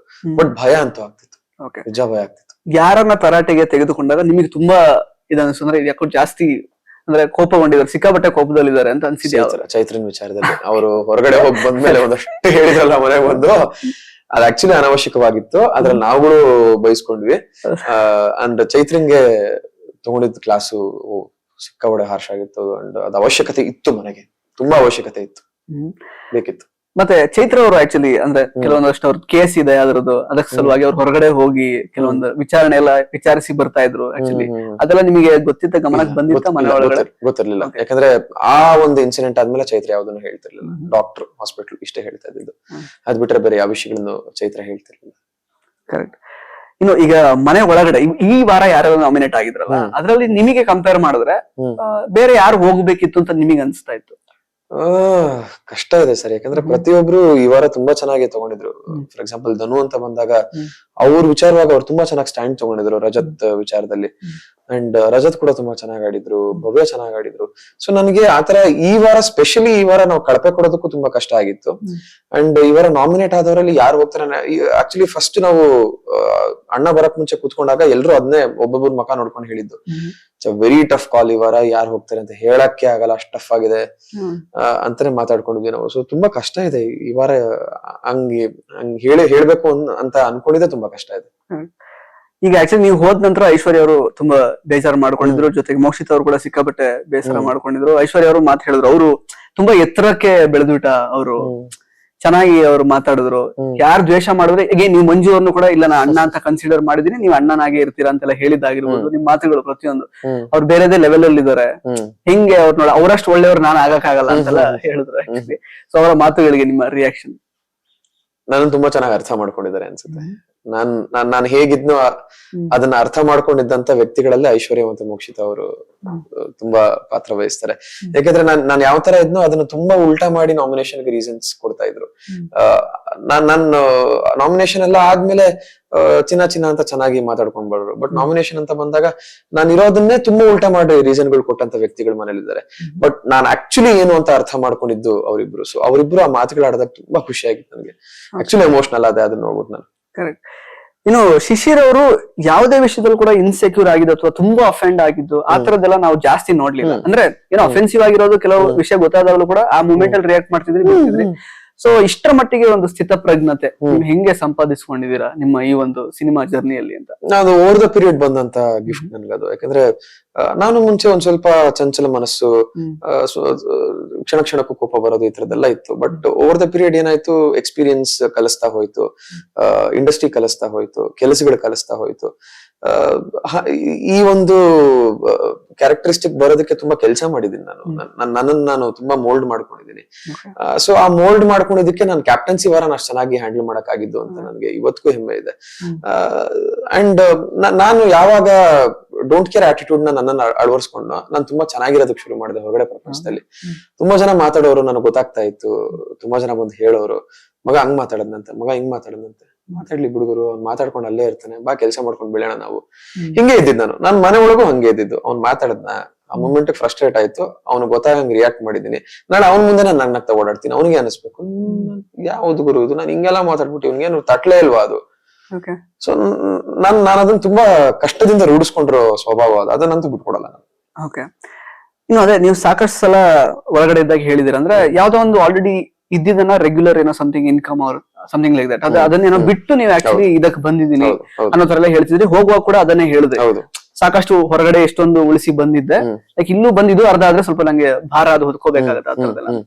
ಅಂದ್ರೆ ಫೈನಾನ್ಷಿಯಲ್ ಕಂಡೀಷನ್ ಯಾವ ತರ ಇದೆ ಶಿಶಿರ್ ಅವ್ರದ್ದು ಅಂತ? ತುಂಬಾ ನಾರ್ಮಲ್ ಆಗಿದೆ ಸರ್. ಅಂದ್ರೆ ನನ್ನೊಂದಷ್ಟು ಕಮಿಟ್ಮೆಂಟ್ಸ್ ಇತ್ತು, ಅದನ್ನೆಲ್ಲ ತೀರ್ಸ್ಕೊಳ್ಳೋ ಸ್ಥಿತಿಲಿ ನಾನು ಒಂದ್ ಸ್ವಲ್ಪ ಫೈನಾನ್ಷಿಯಲಿ ಸ್ವಲ್ಪ ಕುಗ್ಗಿದ್ದೆ. ಬಟ್ 1 ವರ್ಷದಿಂದ ನಾನು ಅದನ್ನ ಮತ್ತೆ ರಿಕವರ್ ಮಾಡ್ಕೊಳ್ಳೋ ಹಾದಿಲೇ ಇದ್ದೆ ನಾನು. ಆ ರಿಕವರ್ ಮಾಡ್ಕೊಳ್ಳೋ ಪರಿಸ್ಥಿತಿಲಿ ಇದ್ದಾಗ, ಹೌದು 2 ಪ್ರಾಜೆಕ್ಟ್ಸ್ ನನ್ನ ಕೈಯಲ್ಲಿತ್ತು, 2 ಸೀರಿಯಲ್ಸ್ ನನ್ನ ಕೈಯಲ್ಲಿತ್ತು, ತುಂಬಾ ಚೆನ್ನಾಗಿ ಇನ್ಕಮ್ ಬರ್ತಾ ಇತ್ತು ನನ್ಗೆ, ತೆಲುಗುದೊಂದು, ಕನ್ನಡದೊಂದು. ಸೊ ಅದನ್ನ ಬಿಟ್ಟು ನಾನು ಒಂದು ವೇದಿಕೆಗೆ ಬರಬೇಕು, and what next after the ವೇದಿಕೆ ಅನ್ನೋದೊಂದು ಕ್ವಶನ್ ಮಾರ್ಕ್ ಇತ್ತು. ಇವಾಗ ತಗೊಳ್ಳಿಲ್ಲ ಅಂದ್ರೆ ಇನ್ನ ಅದು ಆಪರ್ಚುನಿಟಿ ಕೈ ತಪ್ಪು ಹೋಗ್ಬಿಡುತ್ತೆ, ಏಜ್ ಕೈ ತಪ್ಪು ಹೋಗುತ್ತೆ. ಸೊ ಈ ತರದೆಲ್ಲ ಪಾಯಿಂಟ್ಸ್ ಗಳನ್ನ ಕನ್ಸಿಡರ್ ಮಾಡಿದಾಗ this is the right time risk ತಗೊಳ್ಳೋದಕ್ಕೆ ಅನ್ಬಿಟ್ಟು ಆ 2 ರೆಗ್ಯುಲರ್ ಇನ್ಕಮ್ ನ ಬಿಟ್ಬಿಟ್ಟು ನಾನು ಇದಕ್ಕೆ ಬಂದಿದ್ದು. ಅಂಡ್ ಇದಕ್ಕೆ ಬಂದಕ್ಕೆ ರಿಗ್ರೆಟ್ಸ್ ಇಲ್ಲ. ನಾನು 11 ವಾರ ಇದ್ದೀನಿ. ಫೈನಾನ್ಷಿಯಲ್ ಅಂತ ತಗೊಳಕ್ ಹೋದಾಗ ನಾನು 11 ವಾರ ಏನ್ ಸಂಪಾದನೆ ಮಾಡಿದೀನಿ ಅನ್ನೋದ್ರ ಬಗ್ಗೆ ನಂಗೆ ತುಂಬಾ ಖುಷಿ ಇದೆ. ಅಂಡ್ ಇದರಿಂದ ಹೊರಗಡೆ ನನಗೆ ತುಂಬಾ ಡೋರ್ಸ್ ಓಪನ್ ಆಗುತ್ತೆ ಅನ್ನೋ ಕಾನ್ಫಿಡೆನ್ಸ್ ಕೂಡ ನನಗಿದೆ. ಸೊ ಆ ಎಲ್ಲ ಆಪರ್ಚುನಿಟಿನ ಗ್ರಾಪ್ ಮಾಡ್ಕೊಳ್ಳೋ ನಿಟ್ಟಿನಲ್ಲಿ ಇವಾಗಿದ್ದೀನಿ ನಾನು. ಕರೆಕ್ಟ್. ಅಂದ್ರೆ ಇದು 12 ಇಯರ್ಸ್ ಆಯ್ತು ಆಲ್ಮೋಸ್ಟ್ ಈಗ. ಬಟ್ ಸ್ಟಿಲ್ ಅಂದ್ರೆ ನೀವು ಫೈನಾನ್ಷಿಯಲಿ ಅಷ್ಟರ ಮಟ್ಟಿಗೆ ಇನ್ನು ನಾರ್ಮಲ್ ಆಗಿದೆ, ಅಷ್ಟೇ ಸ್ಟೇಬಲ್ ಆಗಿಲ್ಲ ಅಂತಾನೆ ಹೇಳ್ತಿದ್ದೀರಾ. ಪ್ಲಸ್ ಇವಾಗ ಏನೋ ಆಪರ್ಚುನಿಟೀಸ್ ಬರುತ್ತೆ ಅದನ್ನು ಕೂಡ ನಾನು ಎದುರು ನೋಡ್ತಿದ್ದೀನಿ ಅಂತ ಹೇಳ್ತಿದ್ದೀರಾ. ಅಂದ್ರೆ ಅನ್ಸರ್ಟೈನ್ ಅಂತ ಮೊದ್ಲೇ ಗೊತ್ತು ಈ ಕ್ಷೇತ್ರ, ಬಟ್ ಸ್ಟಿಲ್ ಇದರಲ್ಲೇ ಇರಬೇಕು ಅನ್ನುವಂತಹ ಒಂದು ಮನಸ್ಥಿತಿ, ಅಷ್ಟೊಂದು ಆತ್ಮಸ್ಥೈರ್ಯ ಹೆಂಗ್ ಬಂತು, ಅದನ್ನ ಹೆಂಗ್ ನೀವು ಹ್ಯಾಂಡಲ್ ಮಾಡ್ತಾ ಇದ್ದೀರಾ ಅಂತ? ಫಸ್ಟ್ ಆಫ್ ಆಲ್ ನಾನು ಇಂಡಸ್ಟ್ರಿಗೆ ಬರ್ಬೇಕು ಅಂತಾನೆ ಬಂದವನಲ್ಲ. ನಾನು ಇಂಡಸ್ಟ್ರಿಗೆ ಬರಕ್ ಮುಂಚೆ ತುಂಬಾ ಚೆನ್ನಾಗಿದ್ದವ್. ನಾನು ಇವೆಂಟ್ ಮ್ಯಾನೇಜ್ಮೆಂಟ್ ಇತ್ತು ನನ್ನ ಹತ್ರ. ನಾನು ಕಾಲೇಜ್ ಟೈಮ್ ಅಲ್ಲೇ ತುಂಬಾ ಚೆನ್ನಾಗಿ ದುಡಿತಾ ಇದ್ದೆ ಆ ವಿಚಾರದಲ್ಲಿ. ಬಟ್ ಇಂಡಸ್ಟ್ರಿ ನನ್ನ ಆಯ್ಕೆ ಮಾಡ್ಕೊಂಡಾಗ ಆ ಪ್ರೊಫೆಷನ್ ತುಂಬಾ ಪ್ರೀತಿಸಕ್ ಶುರು ಮಾಡಿದೆ ನಾನು. ಇದರಿಂದ ನನಗೆ ತುಂಬಾ ಸಿಕ್ತು, ಜನರ ಪ್ರೀತಿ ಸಿಕ್ತು, ಹೊರಗಡೆ ರೆಕಗ್ನಿಷನ್ ಸಿಕ್ತು, ದುಡ್ಡು ಆಮೇಲೆ ಬರೋಣ. ಸೊ ಈ ಎಲ್ಲದನ್ನು ನೋಡಿದಾಗ ನನ್ಗೆ ಇದನ್ನ ಬಿಟ್ಟು ಹೋಗ್ಬೇಕು ಅಂತ ಅನಿಸ್ತಿಲ್ಲ. ಅಂಡ್ ವರ್ಕ್ ಎಥಿಕ್ಸ್ ನ ಕಲಿಸ್ಕೊಟ್ಟಂತ ಫೀಲ್ಡ್ ಇದು. ವರ್ಕ್ ನಾವ್ ಎಷ್ಟು ಶ್ರದ್ಧೆಯಿಂದ ಇರ್ತೀವೋ ಅಷ್ಟೇ ಕೆಲಸ ಸಿಗ್ತಾ ಹೋಗುತ್ತೆ ನಿಮ್ಗೆ. ನೀವು ಹೇಳಿದ್ರಿ 12 ವರ್ಷ ಅಂತ. 12 ವರ್ಷದಿಂದ ಒಬ್ಬ ವ್ಯಕ್ತಿ ಲೀಡ್ ಆಗಿ ಮಾಡ್ತಾ ಇದ್ದಾನೆ ಅನ್ನೋದು ತುಂಬಾ ರೇರ್ ಸಿಗೋದು, ಆತರ ಸಿಗೋದು. ಯಾಕಂದ್ರೆ ಏಜ್ ಆಗ್ತಾ ಆಗ್ತಾ ಆಗ್ತಾ ಆಗ್ತಾ ಪ್ರತಿಯೊಬ್ಬರು ಬೇರೆ ಕ್ಯಾರೆಕ್ಟರ್ಸ್ಗೆ ಕರೆಯಕ್ ಶುರು ಮಾಡ್ತಾರೆ. ಬಟ್ ನನಗೆ ಇದ್ದಿದ್ದಂತ ವರ್ಕ್ ಎಥಿಕ್ಸ್ ಇಂದ ನನಗೆ ಪ್ರತಿಯೊಂದು ಪ್ರಾಜೆಕ್ಟ್ ಲೀಡ್ ಆಗಿ ಸಿಗಕ್ ಶುರು ಆಯ್ತು. ಸೊ ನನಗೆ ಅವೆಲ್ಲ ಕಲಿಸ್ತಂತ ಫೀಲ್ಡ್ ಇದಾಗಿದ್ರಿಂದ ಅದ್ರ ಬಗ್ಗೆ ತುಂಬಾ ರೆಸ್ಪೆಕ್ಟ್ ಇದೆ. ಅದನ್ನ ಬಿಟ್ಟು ಹೋಗ್ಬೇಕು ಅಂತ ನನಗೆ ಯಾವತ್ತೂ ಅನ್ಸಿಲ್ಲ. ಬಟ್ ಎಲ್ಲ ಫೈನಾನ್ಷಿಯಲ್ ಸ್ಟೆಬಿಲಿಟಿ ಅಷ್ಟೇನು ಇನ್ನೂ ಸ್ಟೇಬಲ್ ಆಗ್ತಾ ಇಲ್ಲ ಅನ್ನುವಾಗ ಬೇಡ ಇಂದ ಹೋಗ್ಬಿಡೋಣ, ಬೇರೆ ಕೆಲಸ ಮಾಡೋಣ ಆತರ ಇಲ್ಲ ಅನ್ಸಿಲ್ಲ. ಯಾಕಂದ್ರೆ ಫೈನಾನ್ಷಿಯಲಿ ಸ್ಟೇಬಲ್ ಆಗಿ ನಿಂತಂತ ಒಂದು ಟೈಮಲ್ಲಿ ಕೆಲವೊಂದು ಇನ್ವೆಸ್ಟ್ಮೆಂಟ್ಸ್ ಅಲ್ಲಿ ನಾನು ಕೈ ಸುಟ್ಕೊಂಡಿದ್ದು. ನಂಗೆ ಫೈನಾನ್ಷಿಯಲಿ ಸ್ಟೇಬಲ್ ಆಗೇ ಇಲ್ಲ ಅಂತ ನಾನು ಹೇಳ್ತಿಲ್ಲ. ತುಂಬಾ ಸ್ಟೇಬಲ್ ಆಗಿ ನಿಂತಂತ ಟೈಮಲ್ಲಿ ಕೆಲವೊಂದ್ ಕಡೆ ಬೇಡದೇ ಇದ್ದಿದ್ ಕಡೆ ಸ್ವಲ್ಪ ಇನ್ವೆಸ್ಟ್ ಮಾಡಿದಾಗ ನನಗೆ ಇನ್ವೆಸ್ಟ್ಮೆಂಟ್ ಅಲ್ಲಿ ಸ್ವಲ್ಪ ಕೈ ಸುಟ್ಕೊಂಡಿದ್ದೆ ನಾನು.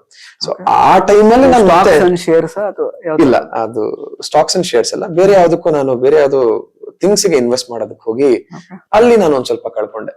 ಅದ್ರ ಬಗ್ಗೆ ಡೀಟೇಲ್ ಆಗ್ಬೇಡ, ಬಟ್ ಯಾವ್ದೋ ಒಂದ್ರ ಮೇಲೆ ಇನ್ವೆಸ್ಟ್ ಮಾಡೋದಕ್ಕೆ ಹೋಗಿ ಅದರಿಂದ ಬೇರೆ ಏನೋ ಆಗುತ್ತೆ ಲೈಫ್ ಅಲ್ಲಿ ಅಂತ ಅನ್ಕೊಂಡು ಇನ್ವೆಸ್ಟ್ ಮಾಡೋದಕ್ಕೆ ಹೋಗಿ ಅಲ್ಲಿ ಸ್ವಲ್ಪ ಕಳ್ಕೊಂಡೆ ನಾನು. ಅಲ್ಲಿವರೆಗೂ ತುಂಬಾನೇ ಚೆನ್ನಾಗಿದ್ದೆ ನಾನು. ವಾಟ್ ನೆಕ್ಸ್ಟ್ ಅನ್ನೋ ಟೈಮ್ ಅಲ್ಲಿ ಇನ್ವೆಸ್ಟ್ಮೆಂಟ್ ಹೋಗ್ಬೇಕು ಅಂತ ಅನ್ಕೊಂಡು ಇನ್ವೆಸ್ಟ್ ಮಾಡಿದ್ ನಾನು. ಅದೆಲ್ಲೂ ಒಂದ್ ಸ್ವಲ್ಪ ಕೈ ಬಿಡ್ತು ನಂದು. ಅಲ್ಲಿ ಮತ್ತೆ ಅನ್ಸ್ಟೇಬಲ್ ಆದೆ. ಮತ್ತೆ ಅದನ್ನ ಎತ್ಕೊಂಡೆ ನಾನು. ನನ್ಗೆ ಎತ್ಕೊಳಕ್ಕೆ ನನ್ ಕೈ ತುಂಬಾ ಕೆಲಸ ಇತ್ತು. ಸೊ ಹಾಗಾಗಿ ಅದನ್ನ ಎತ್ಕೊಂಡೆ ನಾನು. ಓಕೆ. ಸೊ ಈಗ ಬಿಗ್ ಬಾಸ್ ಮನೆ ಒಳಗಡೆ ಸಾಕಷ್ಟು ವಾರಗಳನ್ನ ನೀವು ಕಳೆದಿದ್ದೀರಾ. ನಿಮಗೆ ತುಂಬಾ ಯಾವ್ದಾದ್ರು ಒಂದು ಫೇವರೇಟ್ ಮೂಮೆಂಟ್ ಅಥವಾ ಇದು ನಾನು ಚೆರಿಶ್ ಮಾಡ್ತೀನಿ ಲೈಫ್ ಟೈಮ್ ಅನ್ನೋದಾದ್ರೆ ಯಾವ್ದು ಅಂತ? ನಾನ್ ಚೆರಿಶ್ ಮಾಡೋ ಮೂಮೆಂಟ್ ಹೌದು, ಒಂದು ಕ್ಯಾಪ್ಟನ್ಸಿ ವಾರ. ಅದ್ ಬಿಟ್ರೆ ಜೋಡಿ ಟಾಸ್ಕ್.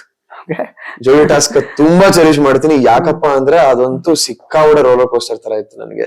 ಶುರುವಾದಾಗ ಎಷ್ಟು ಚೆನ್ನಾಗಿ ಶುರುವಾಯ್ತು, ಮಧ್ಯದಲ್ಲಿ ಹಂಗೇ ಬಿತ್ತು. ಅದನ್ನ ಮತ್ತೆ ಎತ್ಕೊಂಡಂತ ರೀತಿ, ಬಾಟಮ್ ಅಲ್ಲಿ ಇದ್ದವನು ಮತ್ತೆ ಟಾಪ್ 3 ಹೋದಂತ ರೀತಿ, ಎಲ್ರು ಸ್ಟ್ಯಾಂಡಿಂಗ್ ಅವೇಶನ್ ಕೊಟ್ಟು ಚಪ್ಪಾಳೆ ಕೊಟ್ಟಂತ ರೀತಿ, ಅಂಡ್ ಮನೆ ಪ್ರತಿ ಸದಸ್ಯರು ಪ್ರೀತಿ ತೋರಿಸಿದಂತ ರೀತಿ ಆ ವಾರ. ಸಾಕಾದಾಗ ಆಡದೆ ಗುರು ಅಂತ ಹೇಳದಂತ ರೀತಿ. ಸೊ ಇದನ್ನ ತುಂಬಾ ಚೆರಿಶ್ ಮಾಡ್ತೀನಿ ನಾನು ಆ ವಾರ. ರಜತ್ ಅವರು 50 ದಿನ ಆದ್ಮೇಲೆ ಬಂದಿದ್ದಾರೆ. ಬಟ್ ಕೆಲವರಿಗೆ ಜನಗಳಿಗೆ ತುಂಬಾ ಓವರ್ ಲೈಕ್ ಅಂದ್ರೆ ಕಾನ್ಫಿಡೆಂಟ್ ಆಗಿದ್ದಾರೆ ಅವರು. ಅಂದ್ರೆ ಆಲ್ರೆಡಿ ಇರುವಂತಹ ಕಂಟೆಸ್ಟೆಂಟ್ಸ್ ನ ಕುಗ್ಸೋದಕ್ಕಂದ್ರೆ ಮಾತುಗಳಲ್ಲಿ ಬೇರೆ ಬೇರೆ ಏನೇನೋ ಅವರು ಪದಗಳನ್ನು ಉಪಯೋಗಿಸ್ತಾರೆ, ಆತರ ಕುಗ್ಸೋ ಪ್ರಯತ್ನ ಮಾಡ್ತಿದ್ದಾರೆ. ಅಂದ್ರೆ ಇಷ್ಟೊಂದು ಓವರ್ ಕಾನ್ಫಿಡೆನ್ಸ್ ಬೇಕಾಗಿರ್ಲಿಲ್ಲ ಅಂತೆಲ್ಲ ಜನ ಕಮೆಂಟ್ ಮಾಡ್ತಾರೆ. ಸೊ ನಿಮಗೆ ಅವ್ರನ್ನ ಒಳಗಡೆ ನೋಡಿದಾಗ ಹೇಗೆ ಅನಿಸ್ತು? ಇಲ್ಲ, ರಜತ್ ವ್ಯಕ್ತಿತ್ವನೇ ಆಗಿದೆ. ರಜತ್ ಓವರ್ ಕಾನ್ಫಿಡೆನ್ಸ್ ಅಲ್ಲ, ರಜತ್ ಇಸ್ ಕಾನ್ಫಿಡೆಂಟ್. ಅವ್ನ್ ಪರ್ಸನಾಲಿಟಿನೇ ಆಗಿರೋದು. ಹೊರಗಡೆ ನಾವು ನೋಡಿದ್ವಲ್ಲ ರಜತ್, ನಮ್ಗೆ ಗೊತ್ತಿದೆ ರಜತ್ ಪರ್ಸನಾಲಿಟಿ ಇರೋದೇ ಹಾಗೆ. ನಾವ್ ಅದನ್ನ ಅರ್ಥ ಮಾಡ್ಕೊಂಡ್ಬಿಟ್ಟಾಗ ಅದು ಸಮಸ್ಯೆ ಆಗಲ್ಲ. ಇವಾಗ ಒಬ್ರು ಏನಾದ್ರು ಮಾತಾಡ್ತಿದಾರೆ, ನೀನ್ ಕುಗ್ತಿದ್ಯಾ ಅಂದ್ರೆ ಸಮಸ್ಯೆ ಇರೋದ್ ನಿನ್ನಲ್ಲಿ, ಅವ್ರಲ್ಲ. ನೀನ್ ಒಬ್ರ ಮಾತಿಗೆ ಕುಗ್ತೀಯ, ಒಬ್ರ ಮಾತಿಗೆ ನೀನು ಅದನ್ನ ಮನ್ಸಿಗೆ ಹಚ್ಕೋತೀಯ, ಅದರಿಂದ ಫೀಲ್ ಆಗ್ತೀಯ ಅಂದ್ರೆ ಸಮಸ್ಯೆ ಇರೋದ್ ನಿನ್ನಲ್ಲಿ. ಫಸ್ಟ್ ನೀನ್ ಕರೆಕ್ಟ್ ಮಾಡ್ಕೋ, ಕುಗ್ಗಿಸ್ತಿರೋನ್ ಕರೆಕ್ಟ್ ಮಾಡಕ್ ಹೋಗ್ಬೇಡ ನೀನು. ಅವ್ನ ಆಟ ಅದಾಗಿರ್ಬೋದು, ಅವ್ರ ಸ್ಟ್ರಾಟಜಿ ಅದಾಗಿರ್ಬೋದು, ಅದನ್ನ ಯಾಕೆ ತಪ್ಪು ಅಂತ ಹೇಳ್ತೀಯ? ನೀನ್ ಸರಿ ಮಾಡ್ಕೊ, ನೀನ್ ಅದಕ್ಕೆ ಫಸ್ಟ್ ಕೇರ್ ಮಾಡಕ್ ಹೋಗ್ಬೇಡ, ಅವಾಗೆಲ್ಲ ಸರಿ ಹೋಗುತ್ತೆ. ಅದೇ, ಸೊ ಮಂಜು ಅವರು ಆಕ್ಚುಲಿ ಕುಗ್ಸೋ ಪ್ರಯತ್ನ ಮಾಡಿದಾರ, ಅದು ಮೋಕ್ಷಿತಾ ಮತ್ತು ಐಶ್ವರ್ಯ ಅವ್ರ ವಿಚಾರದಲ್ಲಿ ಟಾಂಟ್ ಕೊಡೋ ಪ್ರಯತ್ನ ಮಾಡಿದ್ದಾರೆ. ಕುಗ್ಸೋ ಪ್ರಯತ್ನ ಅಂತ ನಾನೇನ್ ಹೇಳಲ್ಲ, ಟಾಂಟ್ ಕೊಡೋ ಪ್ರಯತ್ನ ಮಾಡಿದ್ದಾರೆ. ಆ ಟಾಂಟ್ ಇಬ್ರು ವಾಪಸ್ ಕರೆಕ್ಟ್ ಆಗಿ ಕೊಟ್ಟಿದ್ದಾರೆ. ಸೊ ವಾಪಸ್ ಕರೆಕ್ಟ್ ಆಗಿ ಕೊಟ್ಮೇಲೆ ಅದ್ರ ನೀವ್ ಅಬ್ಸರ್ವ್ ಮಾಡಿರೋ ಪ್ರಕಾರ ನೀವ್ ಹೇಳಿ. ಅಂದ್ರೆ ಮೋಕ್ಷಿತ್ ಅವ್ರು ಓಕೆ, ನಮ್ಗೆ ಏನೋ ಇಷ್ಟ ಆಗ್ತಾ ಇಲ್ಲ, ಅವರು ಇರಿಟೇಷನ್ ಆಗುತ್ತೆ ಅಥವಾ ಅವ್ರು ನನ್ಗೆ ವಾಯ್ಸ್ ಔಟ್ ಮಾಡಕ್ ಬಿಡಲ್ಲ, ಅದೆಲ್ಲ ಹೇಳ್ಕೊಂಡ್ರು ಹೊರಗಡೆ ಬಂದ್ರು ಆ ಒಂದು ಫ್ರೆಂಡ್ಶಿಪ್ ಇಂದ. ಬಟ್ ಅದನ್ನೇ ಯಾಕೆ ಅವರು ಸಾಧಿಸ್ತಾ ಇದ್ದಾರೆ? ಬಿಕಾಸ್ ಒಂದ್ಸಲ ಕೂಡ ಮಂಜು ಅವ್ರ ಕಡೆಯಿಂದ ಮೋಕ್ಷಿತ್ ಅವ್ರನ್ನ ನಾಮಿನೇಟ್ ಮಾಡೋದು ಅಥವಾ ಆ ತರದ್ದೆಲ್ಲ ಏನೂ ಬರ್ಲಿಲ್ಲ. ಇನ್ಫ್ಯಾಕ್ಟ್ ನಾಮಿನೇಟ್ ಮಾಡಿದಾಗ್ಲೂ ಗೌತಮಿ ಮತ್ತೆ ಮಂಜಣ್ಣ ಅವ್ರನ್ನ ಮೋಕ್ಷಿತ್ ಅವ್ರ ನಾಮಿನೇಟ್ ಮಾಡ್ತಾರೆ ಒಂದ್ ವಾರ. ಆ ಟೈಮಲ್ಲಿ ಅವರಿಬ್ರು ಕಡೆಯಿಂದ ನಾಮಿನೇಷನ್ ಬರ್ಲಿಲ್ಲ ಮೋಕ್ಷಿತ್ ಅವ್ರಿಗೆ. ಅದನ್ನ ಯಾಕೆ ಅವ್ರಿಗೆ ಜಿದ್ದನ್ನ ಸಾಧಿಸ್ತಾ ಇದಾರೆ ಇನ್ನು ಅಂತ. ಅವ್ರು ಅದನ್ನ ಬಿಟ್ಟು ಹೊರಗಡೆ ಬರ್ಬೋದಲ್ಲ, ಬಿಕಾಸ್ ಮಂಜು ಅವ್ರು ಅದನ್ನ ಮಾಡ್ತಾ ಇಲ್ಲ. ಇನ್ಫ್ಯಾಕ್ಟ್ ಈಗ ಹೊಡಿಯೋದು ಏನೋ ಪಂಚಿಂಗ್ ಬ್ಯಾಗ್ ಏನೋ ಸಮಥಿಂಗ್, ಯಾವ ವಿಷಯದಲ್ಲೂ ಮೋಕ್ಷಿತ್ ಅವ್ರಿಗೆ ಗೊತ್ತು ಎಷ್ಟು ಮಟ್ಟಿಗೆ ದ್ವೇಷ ಮಾಡ್ತಿದಾರೆ ಅಥವಾ ಹೆಂಗ್ ಅವ್ರು ದೂರ ಹೋಗ್ಬೇಕು ಅಂತ ಟ್ರೈ ಮಾಡ್ತಿದಾರೆ ಅಂತ. ಮಂಜು ಅವ್ರು ಅದಕ್ಕೆ ರಿಯಾಕ್ಟೇ ಮಾಡ್ತಿಲ್ಲ, ವಾಪಸ್ ಅವ್ರ ಕಡೆಯಿಂದ ಏನೋ ರೆಸ್ಪಾನ್ಸ್ ಇಲ್ಲ. ಬಟ್ ಸ್ಟಿಲ್ ಇವರಿಗೆ ತಣ್ಣಗೆ ಆಗ್ತಾ ಇಲ್ಲ ಇನ್ನು ಒಂದು ಕೋಪ ಅಥವಾ ಅಸಮಾಧಾನ, ಯಾಕೆ ಆತರ ಅಂತ. ಅದಕ್ಕೆ ಒಂದಷ್ಟು ಇನ್ಸಿಡೆಂಟ್ಸ್ ಆಗಿದೆ ಮನೇಲಿ. ಫಾರ್ ಎಕ್ಸಾಂಪಲ್ ರಾಜರ್ ಟಾಸ್ಕ್ ತಗೊಂಡಾಗ ಮೋಕ್ಷಿತಾ ಯಾವ್ದೋ ಒಂದು ವಿಚಾರಕ್ಕೆ ಒಂದು ಹಾಡು ಹೇಳ್ತಾರೆ, ಮಂಜು ಅವ್ರಿಗೆ ಇಷ್ಟ ಆಗತ್ತೆ ಅಂತ. ಅದನ್ನ ಅವರು ಅಷ್ಟೇ ಚೆನ್ನಾಗಿ ತಗೊಂಡಿರ್ತಾರೆ ಫಸ್ಟ್ ಮಂಜು ಅವರು. ಬಟ್ ಯಾವಾಗ ಮೋಕ್ಷಿತಾ ಯುವರಾಣಿ ಆಗ್ತಾರೆ, ಅದೇ ಹಾಡು ಇಟ್ಕೊಂಡು ಅವ್ರಿಗೆ ಟಾಂಟ್ ಕೊಡಕ್ ಶುರು ಮಾಡ್ತಾರೆ. ಗೆದ್ಮೇಲೆ ಆ ಹಾಡು ಹೇಳ್ಕೊಂಡು ಟಾಂಟ್ ಕೊಡಕ್ ಶುರು ಮಾಡ್ತಾರೆ. ಅದೇ ವೀಕೆಂಡ್ ಬಕೆಟ್ ರಾಣಿ ಅಂತ ಕೊಡ್ತಾರೆ ಮೋಕ್ಷಿತಂಗೆ. ಸೊ ಇದೆಲ್ಲ ಏನಾಗತ್ತೆ, ಮನ್ಸಲ್ಲಿ ಕೂತ್ಕೊಳತ್ತೆ ಆ ವ್ಯಕ್ತಿಗೆ. ಹೌದು, ನನ್ನನ್ನು ವಾಯ್ಸ್ ಔಟ್ ಮಾಡಕ್ಕೂ ಬಿಡ್ತಿರ್ಲಿಲ್ಲ ಒಂದ್ ಟೈಮ್ ಅಲ್ಲಿ, ಇವಾಗ ಈ ತರ ಎಲ್ಲ ಕಮೆಂಟ್ ಮಾಡ್ತಿದ್ರೆ ನಾನು ಏನ್ ಮಾಡಿದೀನಿ ಅನ್ನೋದು ಮನ್ಸಲ್ಲಿ ಕೂತ್ಕೊಂಡಾಗ ಅದು ಜಾಸ್ತಿ ಬೇರೂರ್ತಾ ಹೋಗುತ್ತೆ. ಬಟ್ ಅದು ಹೋದ್ ವಾರದಿಂದ ಸ್ವಲ್ಪ ತಣ್ಣಗಾಗಿದೆ. ಯಾವಾಗ ಮೋಕ್ಷಿತಾ ಗೌತಮಿ ತಂಡಕ್ಕೆ ಹೋಗಿ ಆಡಿದ್ರು, ಅದು ಇಲ್ಲ ಇದು ಹಿಂಗೆ ಸಾಧಿಸಿದ್ರೆ ತಪ್ಪಾಗತ್ತೆ ಅಂತ ಮೋಕ್ಷಿತಂಗೂ ಅನ್ಸಿದೆ. ಸೊ ಹಾಗಾಗಿ ಅವ್ರ ತಂಡಕ್ಕೆ ಹೋಗಿ ಆಡಿದ್ರು. ಈಗೋ ಅಂತ ಏನ್ ಹೇಳಿದ್ರು ಗೌತಮಿ ಅವರು, ಇಲ್ಲ ನನ್ಗೆ ಈಗೋ ಅಲ್ಲ ಇದ್ದಿದ್ದು, ಸೆಲ್ಫ್ ರೆಸ್ಪೆಕ್ಟ್ ಅಂತ ತೋರಿಸ್ಕೊಳ್ಳೋದಕ್ಕೆ ಅವ್ರು ಹೋಗಿ ಆ ತಂಡಕ್ಕೆ ಆಡಿದ್ದು. ಸೊ ಅಲ್ಲಿಂದ ಅದೊಂದ್ ಸ್ವಲ್ಪ ತಿಳಿ ಆಯ್ತು. ಮತ್ತೆ ಮಾತಾಡೋ ಟರ್ಮ್ಸ್ ಬಂದಿದ್ದಾರೆ 3 ಜನ. ಕರೆಕ್ಟ್. ಈಗ ಮನೇಲಿ ನೀವು ಜಾಸ್ತಿ ಅಂದ್ರೆ ಈಗ ರೀಸೆಂಟ್ ಆಗಿ ಕಾಣಿಸ್ಕೊಳ್ತಾ ಇದ್ದೀವಿ ಮೋಕ್ಷಿತಾ ಮತ್ತೆ ಐಶ್ವರ್ಯ ಅವ್ರ ಜೊತೆ ಜಾಸ್ತಿ. ಬಟ್ ಮೊದ್ಲಿಂದ ಲೈಕ್ ಐಶ್ವರ್ಯ ಜೊತೆ ಒಳ್ಳೆ ರ್ಯಾಪ್ ಆಯ್ತು, ಬೇರೆ ಎಲ್ರ ಜೊತೆಗೆ ಚೈತ್ರ ಅವ್ರ ಜೊತೆಗೆ ಚೆನ್ನಾಗಿದ್ರೆ. ಬಟ್ ಯಾರ ಹತ್ರನಾದ್ರೂ ಇಲ್ಲಪ್ಪ ಇವ್ರ ಹತ್ರ ಬೆರೆಯೋದು ಬೇಡ, ಸ್ವಲ್ಪ ದೂರನೇ ಇರೋಣ ಅಂತ ಅನ್ಸಿದ್ದು ಉಂಟಾ ನಿಮ್ಗೆ? ಇಲ್ಲ, ಯಾರ ಜೊತೆನೂ ನಂಗೆ ಹಂಗ ಅನ್ಸಿಲ್ಲ. ನನ್ಗೆ ಯಾರ ಜೊತೆನೂ ಇಂಥವ್ರ ಜೊತೆ ಬೆರಿಬಾರ್ದು, ದೂರ ಇಟ್ಬಿಡ್ಬೇಕು ಅಂತ ನಂಗೆ ಯಾರ ಜೊತೆ ಜಗದೀಶ್ ಅವ್ರ ಜೊತೆನೂ ಅನ್ಸಿಲ್ಲ. ಯಾಕಂದ್ರೆ ಜಗದೀಶ್ ಅವ್ರ ಜೊತೆ ಏನಾಗ್ತಿತ್ತು ಹೇಳಿ, ಅಲ್ಲಿ ಆ ವಾರ ಜಗಳ ಆದಾಗ ಜಗದೀಶ್ ಅವ್ರು ಕೇಳ್ತಿದ್ ನಾನು ಒಬ್ಬನ್ ಮಾತನ್ನೇ. ನಾನ್ ಸೈಡ್ ಅಲ್ಲಿ ಕರ್ಕೊಂಡು ಹೋಗಿ, ಬನ್ನಿ ಸರ್ ನಿಮ್ ಹತ್ರ ಮಾತಾಡ್ಬೇಕು, ನನ್ ಮಾತ್ ಕೇಳಿ ಅಂದ್ರೆ ಸುಮ್ನೆ ಬರೋರು ಅವರು. ಸೊ ಅವ್ರ ಜೊತೆನೂ ನನ್ ಬೆರಿಬಾರ್ದು ಅಂತ ಅನಿಸ್ತಿರ್ಲಿಲ್ಲ. ಅವ್ರ ನರಕದಲ್ಲಿದ್ದಾಗ 2ನೇ ವಾರ ನಾವು 8 ಟಾಸ್ಕ್ ಆಡ್ತೀವಿ ಒಂದು ವಾರದಲ್ಲಿ. ಆ 8 ಟಾಸ್ಕ್ ಅಲ್ಲಿ ನಾನು ಏನ್ ಹೇಳ್ತಿದ್ನೋ ಅದನ್ನ ಚಾಚು ಚಪ್ತೆ ಮಾಡಿದ್ದಾರೆ ಜಗದೀಶ್ ಸರ್. ಎಲ್ಲೂ ಆಹು ಅಂತ ಹೇಳಲಿಲ್ಲ. ಸೊ ನಂಗೆ ಅವ್ರ ಜೊತೆ ತುಂಬಾ ಖುಷಿ ಇತ್ತು. ಅವ್ರ ಜೊತೆ ಬೆರೆತಾಗ, ಅವ್ರ ಜೊತೆ ಮಾತಾಡಿದ ಟೈಮು, ಕಳೆದಂತ ಟೈಮು. ಹೌದು, ಮೊದಲನೇ ವಾರದಲ್ಲಿ 2ನೇ ದಿನನೇ ಜಗಳ ಆಡ್ತೀವಿ. ಅವರು ನಂಗೆ ಏನೇನೋ ಕೆಟ್ಟ ಮಾತುಗಳಲ್ಲಿ ಬೈತಾರೆ. ಅದೆಲ್ಲದನ್ನು ಮೀರಿ ಮತ್ತೆ ಜಗದೀಶ್ ಸರ್ ಅವರೇ ಒಂದು ಸಾರಿ ಅಂತ ಕೇಳಿದಾಗ, ಬಿಡುಗರು ದೊಡ್ಡವರು, ಏನಕ್ಕೆ ಸಾಧಿಸ್ಬೇಕು ನಾವ್ ಇದನ್ನ ಅನ್ಕೊಂಡು ನಾವು ಅದನ್ನ ಬಿಟ್ಬಿಟ್ಟು ಕಂಟಿನ್ಯೂ ಮಾಡ್ಕೊಂಡು ಹೋದಾಗ ಅವರಲ್ಲಿರೋ ಮಗುವಿನ ಸೈಡ್ ಕಾಣಿಸ್ತಾ ಹೋಯ್ತು.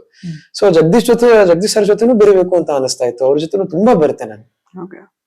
ಈ ಒಂದ್ ಸೀಸನ್ ಅಲ್ಲಿ ಅನಿರೀಕ್ಷಿತ ಎಲಿಮಿನೇಷನ್ಸ್ ಅಥವಾ ಕ್ವಿಟ್ ಹೋಗೋದು ಅಥವಾ ಒಬ್ಬರನ್ನ ಆಚೆ ಕಳ್ಸೋ ಆತರ ಸಾಕಷ್ಟು ನಡೀತು. ಫಸ್ಟ್ ರಂಜಿತ್ ಮತ್ತೆ ಜಗದೀಶ್ ಅವ್ರನ್ನ, ಮತ್ತೆ ನೆಕ್ಸ್ಟ್ ಈಗ ಗೋಲ್ಡ್ ಸುರೇಶ್ ಅವ್ರು ಇವಾಗ ಹೋಗಿದ್ದಾರೆ, ಮತ್ತೆ ಕ್ವಿಟ್ ಮಾಡಿದ್ದಾರೆ, ಪ್ಲಸ್ ಶೋಭಾ ಅವರು. ಅಂದ್ರೆ ಈ ಸೀಸನ್ ಅಲ್ಲಿ ಇಷ್ಟೊಂದು ಈ ತರ ವೆರೈಟಿ ಲೈಕ್ ಎಲಿಮಿನೇಷನ್ ಎಕ್ಸಿಟ್ ಆಗಿರೋದು.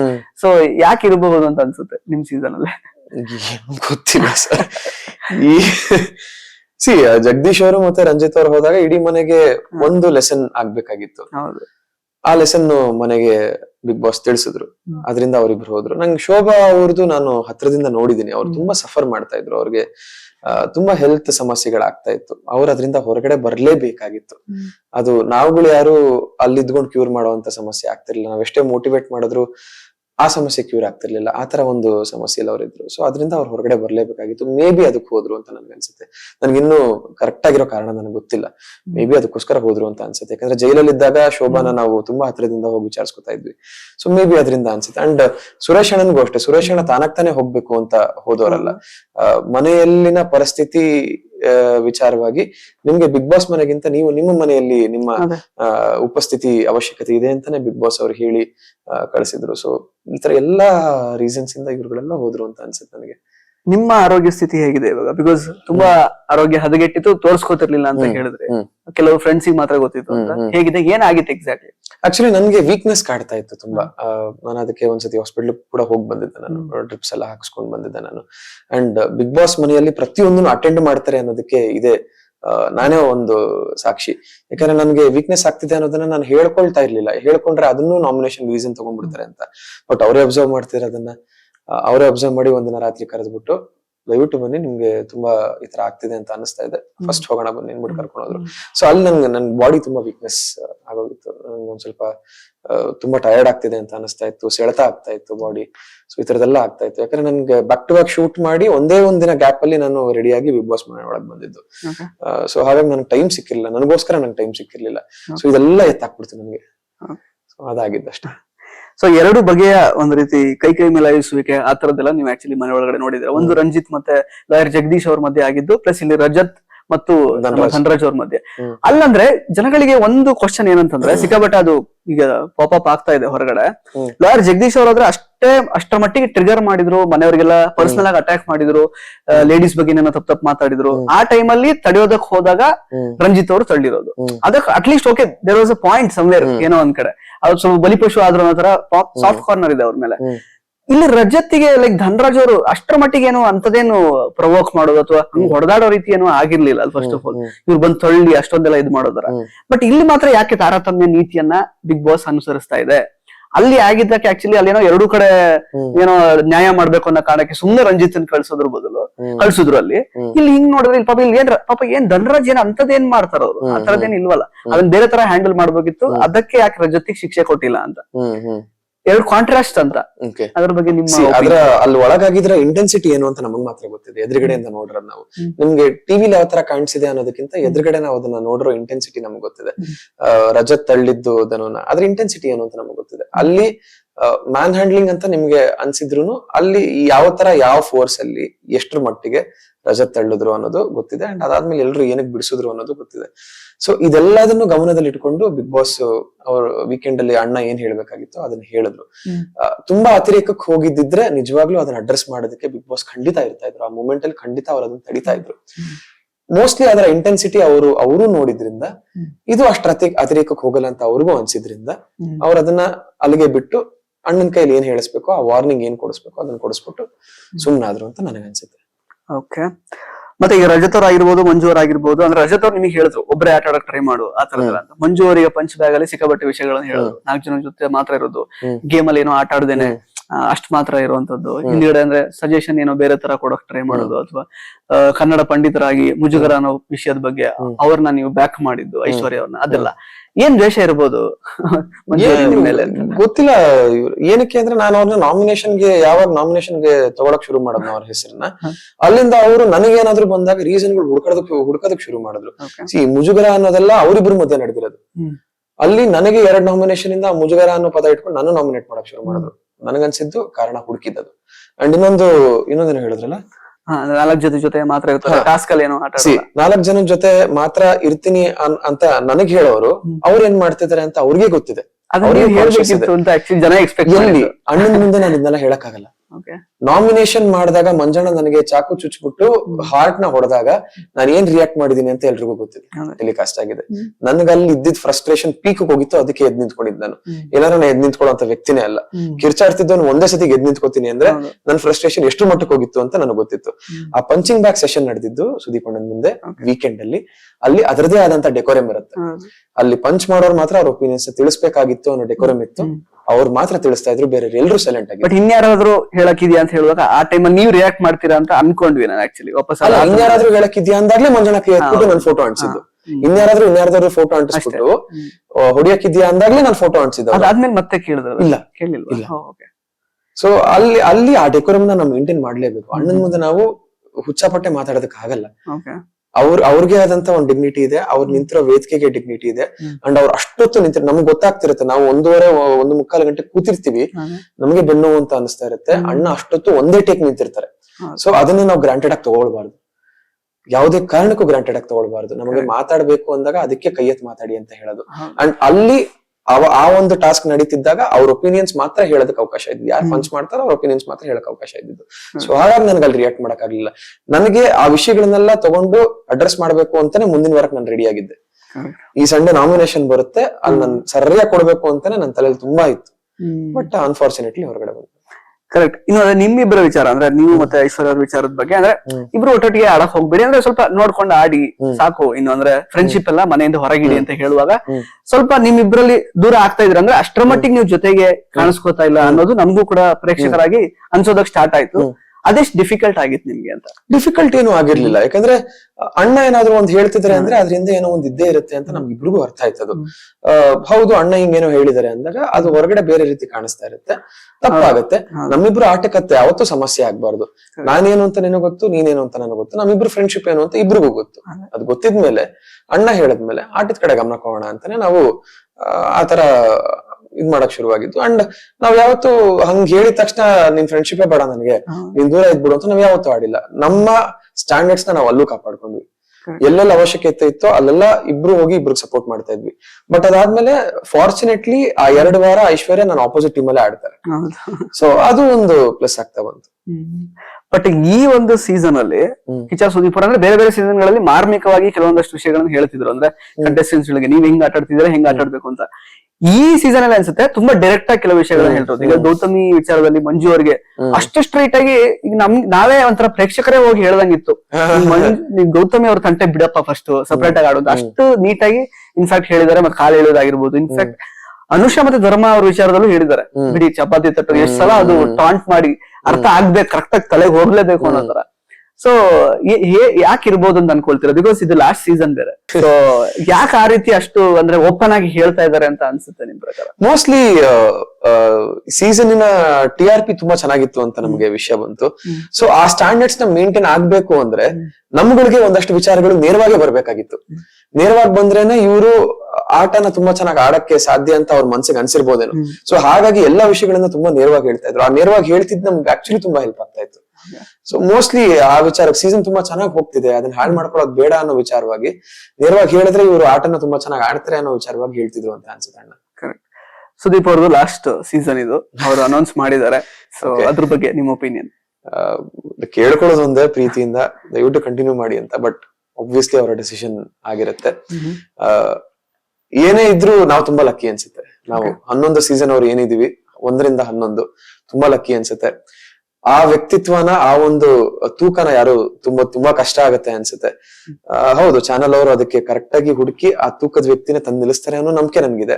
ಬಟ್ ಆ ವ್ಯಕ್ತಿನ ರಿಪ್ಲೇಸ್ ಅಂತ ಅನ್ಕೊಳ್ಳೋದಕ್ಕೆ ತುಂಬಾ ಕಷ್ಟ ಆಗುತ್ತೆ. ಯಾಕಂದ್ರೆ ಅಣ್ಣ ಪ್ರತಿ ವಾರ ನಿಂತ್ಕೊಂಡು ಅವ್ರು ಹ್ಯಾಂಡಲ್ ಮಾಡ್ತಿದ್ದಂತ ರೀತಿ, ಪ್ರತಿಯೊಂದು ಕಂಟೆಸ್ಟೆಂಟ್ಗೂ ಬುದ್ಧಿ ಹೇಳ್ತಿದ್ದಂತ ರೀತಿ, ಪ್ರೀತಿ ತೋರಿಸ್ತಿದ್ದಂತ ರೀತಿ, ಅಂಡ್ ಇಡೀ ಶೋನ 2 ಕೈಲಿ ಹಿಂಗ್ ಹಿಡ್ಕೊಂಡು ನಡೆಸ್ತಿದ್ದಂತ ರೀತಿ, ಹ್ಯಾಟ್ಸ್ ಆಫ್ ಅಂತಾನೆ ಹೇಳ್ಬೇಕು. ಕರೆಕ್ಟ್. ಶಿಶಿರ್ ಅವರು ಎಷ್ಟರ ಮಟ್ಟಿಗೆ ಸ್ಥಿತ ಪ್ರಜ್ಞರು ಅಂತ ಈಗ ಗೊತ್ತಾಗಿದೆ. ಆಕ್ಚುಲಿ ಮಾತಾಡಿದ್ರು ಸಾಕಷ್ಟು. ಅಂದ್ರೆ ಮನೇಲಿ ನಿಮ್ಗೆ ಯಾರ ಮೇಲೂ ಈಗ ದ್ವೇಷ ಅಥವಾ ಇವ್ರು ಇದಾರಲ್ಲ ಇನ್ನು ಅನ್ನೋ ತರ ಭಾವನೆನೇ ಇಲ್ವಾ? ಇಲ್ಲ, ಖಂಡಿತ ಇಲ್ಲ. ಓಕೆ. ಬಟ್ ಸ್ಟಿಲ್ ಅಸಮಾಧಾನ ಇನ್ನೂ ಉಳ್ಕೊಂಡಿದೆ ಅನ್ನೋದಾದ್ರೆ? ಅಸಮಾಧಾನ ಹೌದು, ಮಂಜಣ್ಣನ ಮೇಲಿದೆ. ಚಿಕ್ಕ ಬೇಸರ ಇದೆ. ಅವ್ರ ಹತ್ರ ಮಾತುಗಳು ಆಡಬಾರ್ದಾಗಿತ್ತು ಅನ್ನೋ ಬೇಸರ ಇದೆ. ಅಡುಗೆ ಮನೆ ವಿಚಾರ ಆಗಿರ್ಬೋದು, ಈ ತರ ಮಾತುಗಳಾಡಿದಾಗ ಅಲ್ಲೇ ಬಂದ್ ನಿಂತ್ಕೊಂಡು ಚಿನ್ನ ಸಾಕದಾಗಿದೆ, ಇನ್ನೊಂದು ಅಂತ ಅವರು ತಿಂತಿದಂತ ರೀತಿ, ಅದನ್ನೆಲ್ಲ ಖುಷಿ ಪಡ್ತಿದ್ದಂತ ರೀತಿ, ಅಂತವ್ರೆ ಹೋಗ್ಬಿಟ್ಟು ಆತರ ಮಾತುಗಳಾಡಿದಾಗ ಇದಲ್ವಲ್ಲ ಈ ವ್ಯಕ್ತಿ ಮಾತುಗಳಲ್ವಲ್ಲ, ಈ ತರ ಮಾತುಗಳು ಆಡಬಾರ್ದಾಗಿತ್ತು ಅನ್ನೋ ಬೇಸರ ಇದೆ, ಬಟ್ ದ್ವೇಷ ಇಲ್ಲ. ಚೈತ್ರ ಅವರಿಗೆ ನೀವು ನಾಮಿನೇಷನ್ ಆಗಿ ಅವ್ರನ್ನ ನಾಮಿನೇಷನ್ ಇಂದ ಸೇಫ್ ಮಾಡಿ ಅವ್ರಿಗೆ ಜೀವದಾನ ಕೊಟ್ರಿ. ಅಕಸ್ಮಾತ್ ಅಲ್ಲೊಂದ್ ಏನೋ ಒಂದು ಬದಲಾವಣೆ ಆಗಿರ್ತಿದ್ರೆ ಇವತ್ ನೀವ್ ಇರ್ತಿರ್ಲಿಲ್ಲ ಅಂತ ಜನಗಳಿಗೆ ಸಾಕಷ್ಟು ಸಲ ಅನ್ಸಿದೆ ಆಕ್ಚುಲಿ. ಬಿಕಾಸ್ ನೀವಿಬ್ರು ಒಪ್ಕೊಳ್ಳದಿದ್ರೆ ಅವತ್ತು ಇಬ್ರು ನಾಮಿನೇಟ್ ಆಗ್ತಾರೆ. ಈಕ್ವೇಶನ್ ಬೇರೆ ತರ ಇರ್ತಾ ಇತ್ತು. ಬಿಕಾಸ್ ಅವತ್ತು ಅವ್ರು ಆಡಿದಂತಹ ರೀತಿ ಆ ವೀಕ್ ಅಲ್ಲಿ ಬೇರೆ ತರನೇ ಇರ್ತಾ ಇತ್ತು. ಇವತ್ ನೀವ್ ಬರ್ತಿರ್ಲಿಲ್ಲ ಅಂತ ಜನ ಅನ್ಕೋತಾರೆ. ನಿಮ್ಗೆ ಏನ್ ಅನ್ಸುತ್ತೆ ಆ ಡಿಸಿಷನ್ ಬಗ್ಗೆ? ಮೇ ಬಿ ಆಗಿರ್ಬೋದೇನೋ, ಬಟ್ ಆ ಒಂದು ಟೈಮ್ ಅಲ್ಲಿ ನನ್ನ ಡಿಸಿಷನ್ ನಾನು ರಿಗ್ರೆಟ್ ಮಾಡಲ್ಲ. ನಾನು ಯಾವತ್ತೂ ಒಂದು ಕೆಲಸ ನಾನು ಮಾಡಿದೀನಿ ಅಂದ್ರೆ ಅದನ್ನ ಮುಂದೆ ನಿಂತ್ಕೊಂಡು ಮುಂದೆ ಯಾವತ್ತೋ ಒಂದಿನ ಅದನ್ನ ರಿಗ್ರೆಟ್ ಮಾಡುವಂತ ವ್ಯಕ್ತಿ ಅಲ್ವೇ ಅಲ್ಲ. ಆ ಸಿಚುಯೇಷನ್ ಅಲ್ಲಿ ನನಗೆ ಹಾಗನ್ನಿಸ್ತು, ನಾನು ಮಾಡಿದೆ. ಅದ್ರ ಬಗ್ಗೆ ರಿಗ್ರೆಟ್ ಇಲ್ಲ. ಬಟ್ ಆಗ್ಬೋದಿತ್ತೇನೋ, ಇಕ್ವೇಶನ್ಸ್ ನೀವ್ ಹೇಳಿದಾಗ ಚೇಂಜ್ ಆಗ್ಬೋದಿತ್ತೇನೋ, ಗೊತ್ತಿಲ್ಲ. ಹನುಮಂತ್ ಅವರು ಬುದ್ಧಿವಂತರು ಅಂತ ಆಕ್ಚುಲಿ ಸುದೀಪ್ ಸರ್ ಹೇಳ್ಬಿಟ್ಟಿದ್ದಾರೆ. ಸೊ ಅವ್ರು ಹೇಗ್ ಆಟ ಆಡ್ತಾ ಇದಾರೆ, ಬೇರೆಯವ್ರ ಆಟದಲ್ಲಿ ಅವರಲ್ಲಿರುವಂತಹ ಆಟ ಯಾಕಿಲ್ಲ?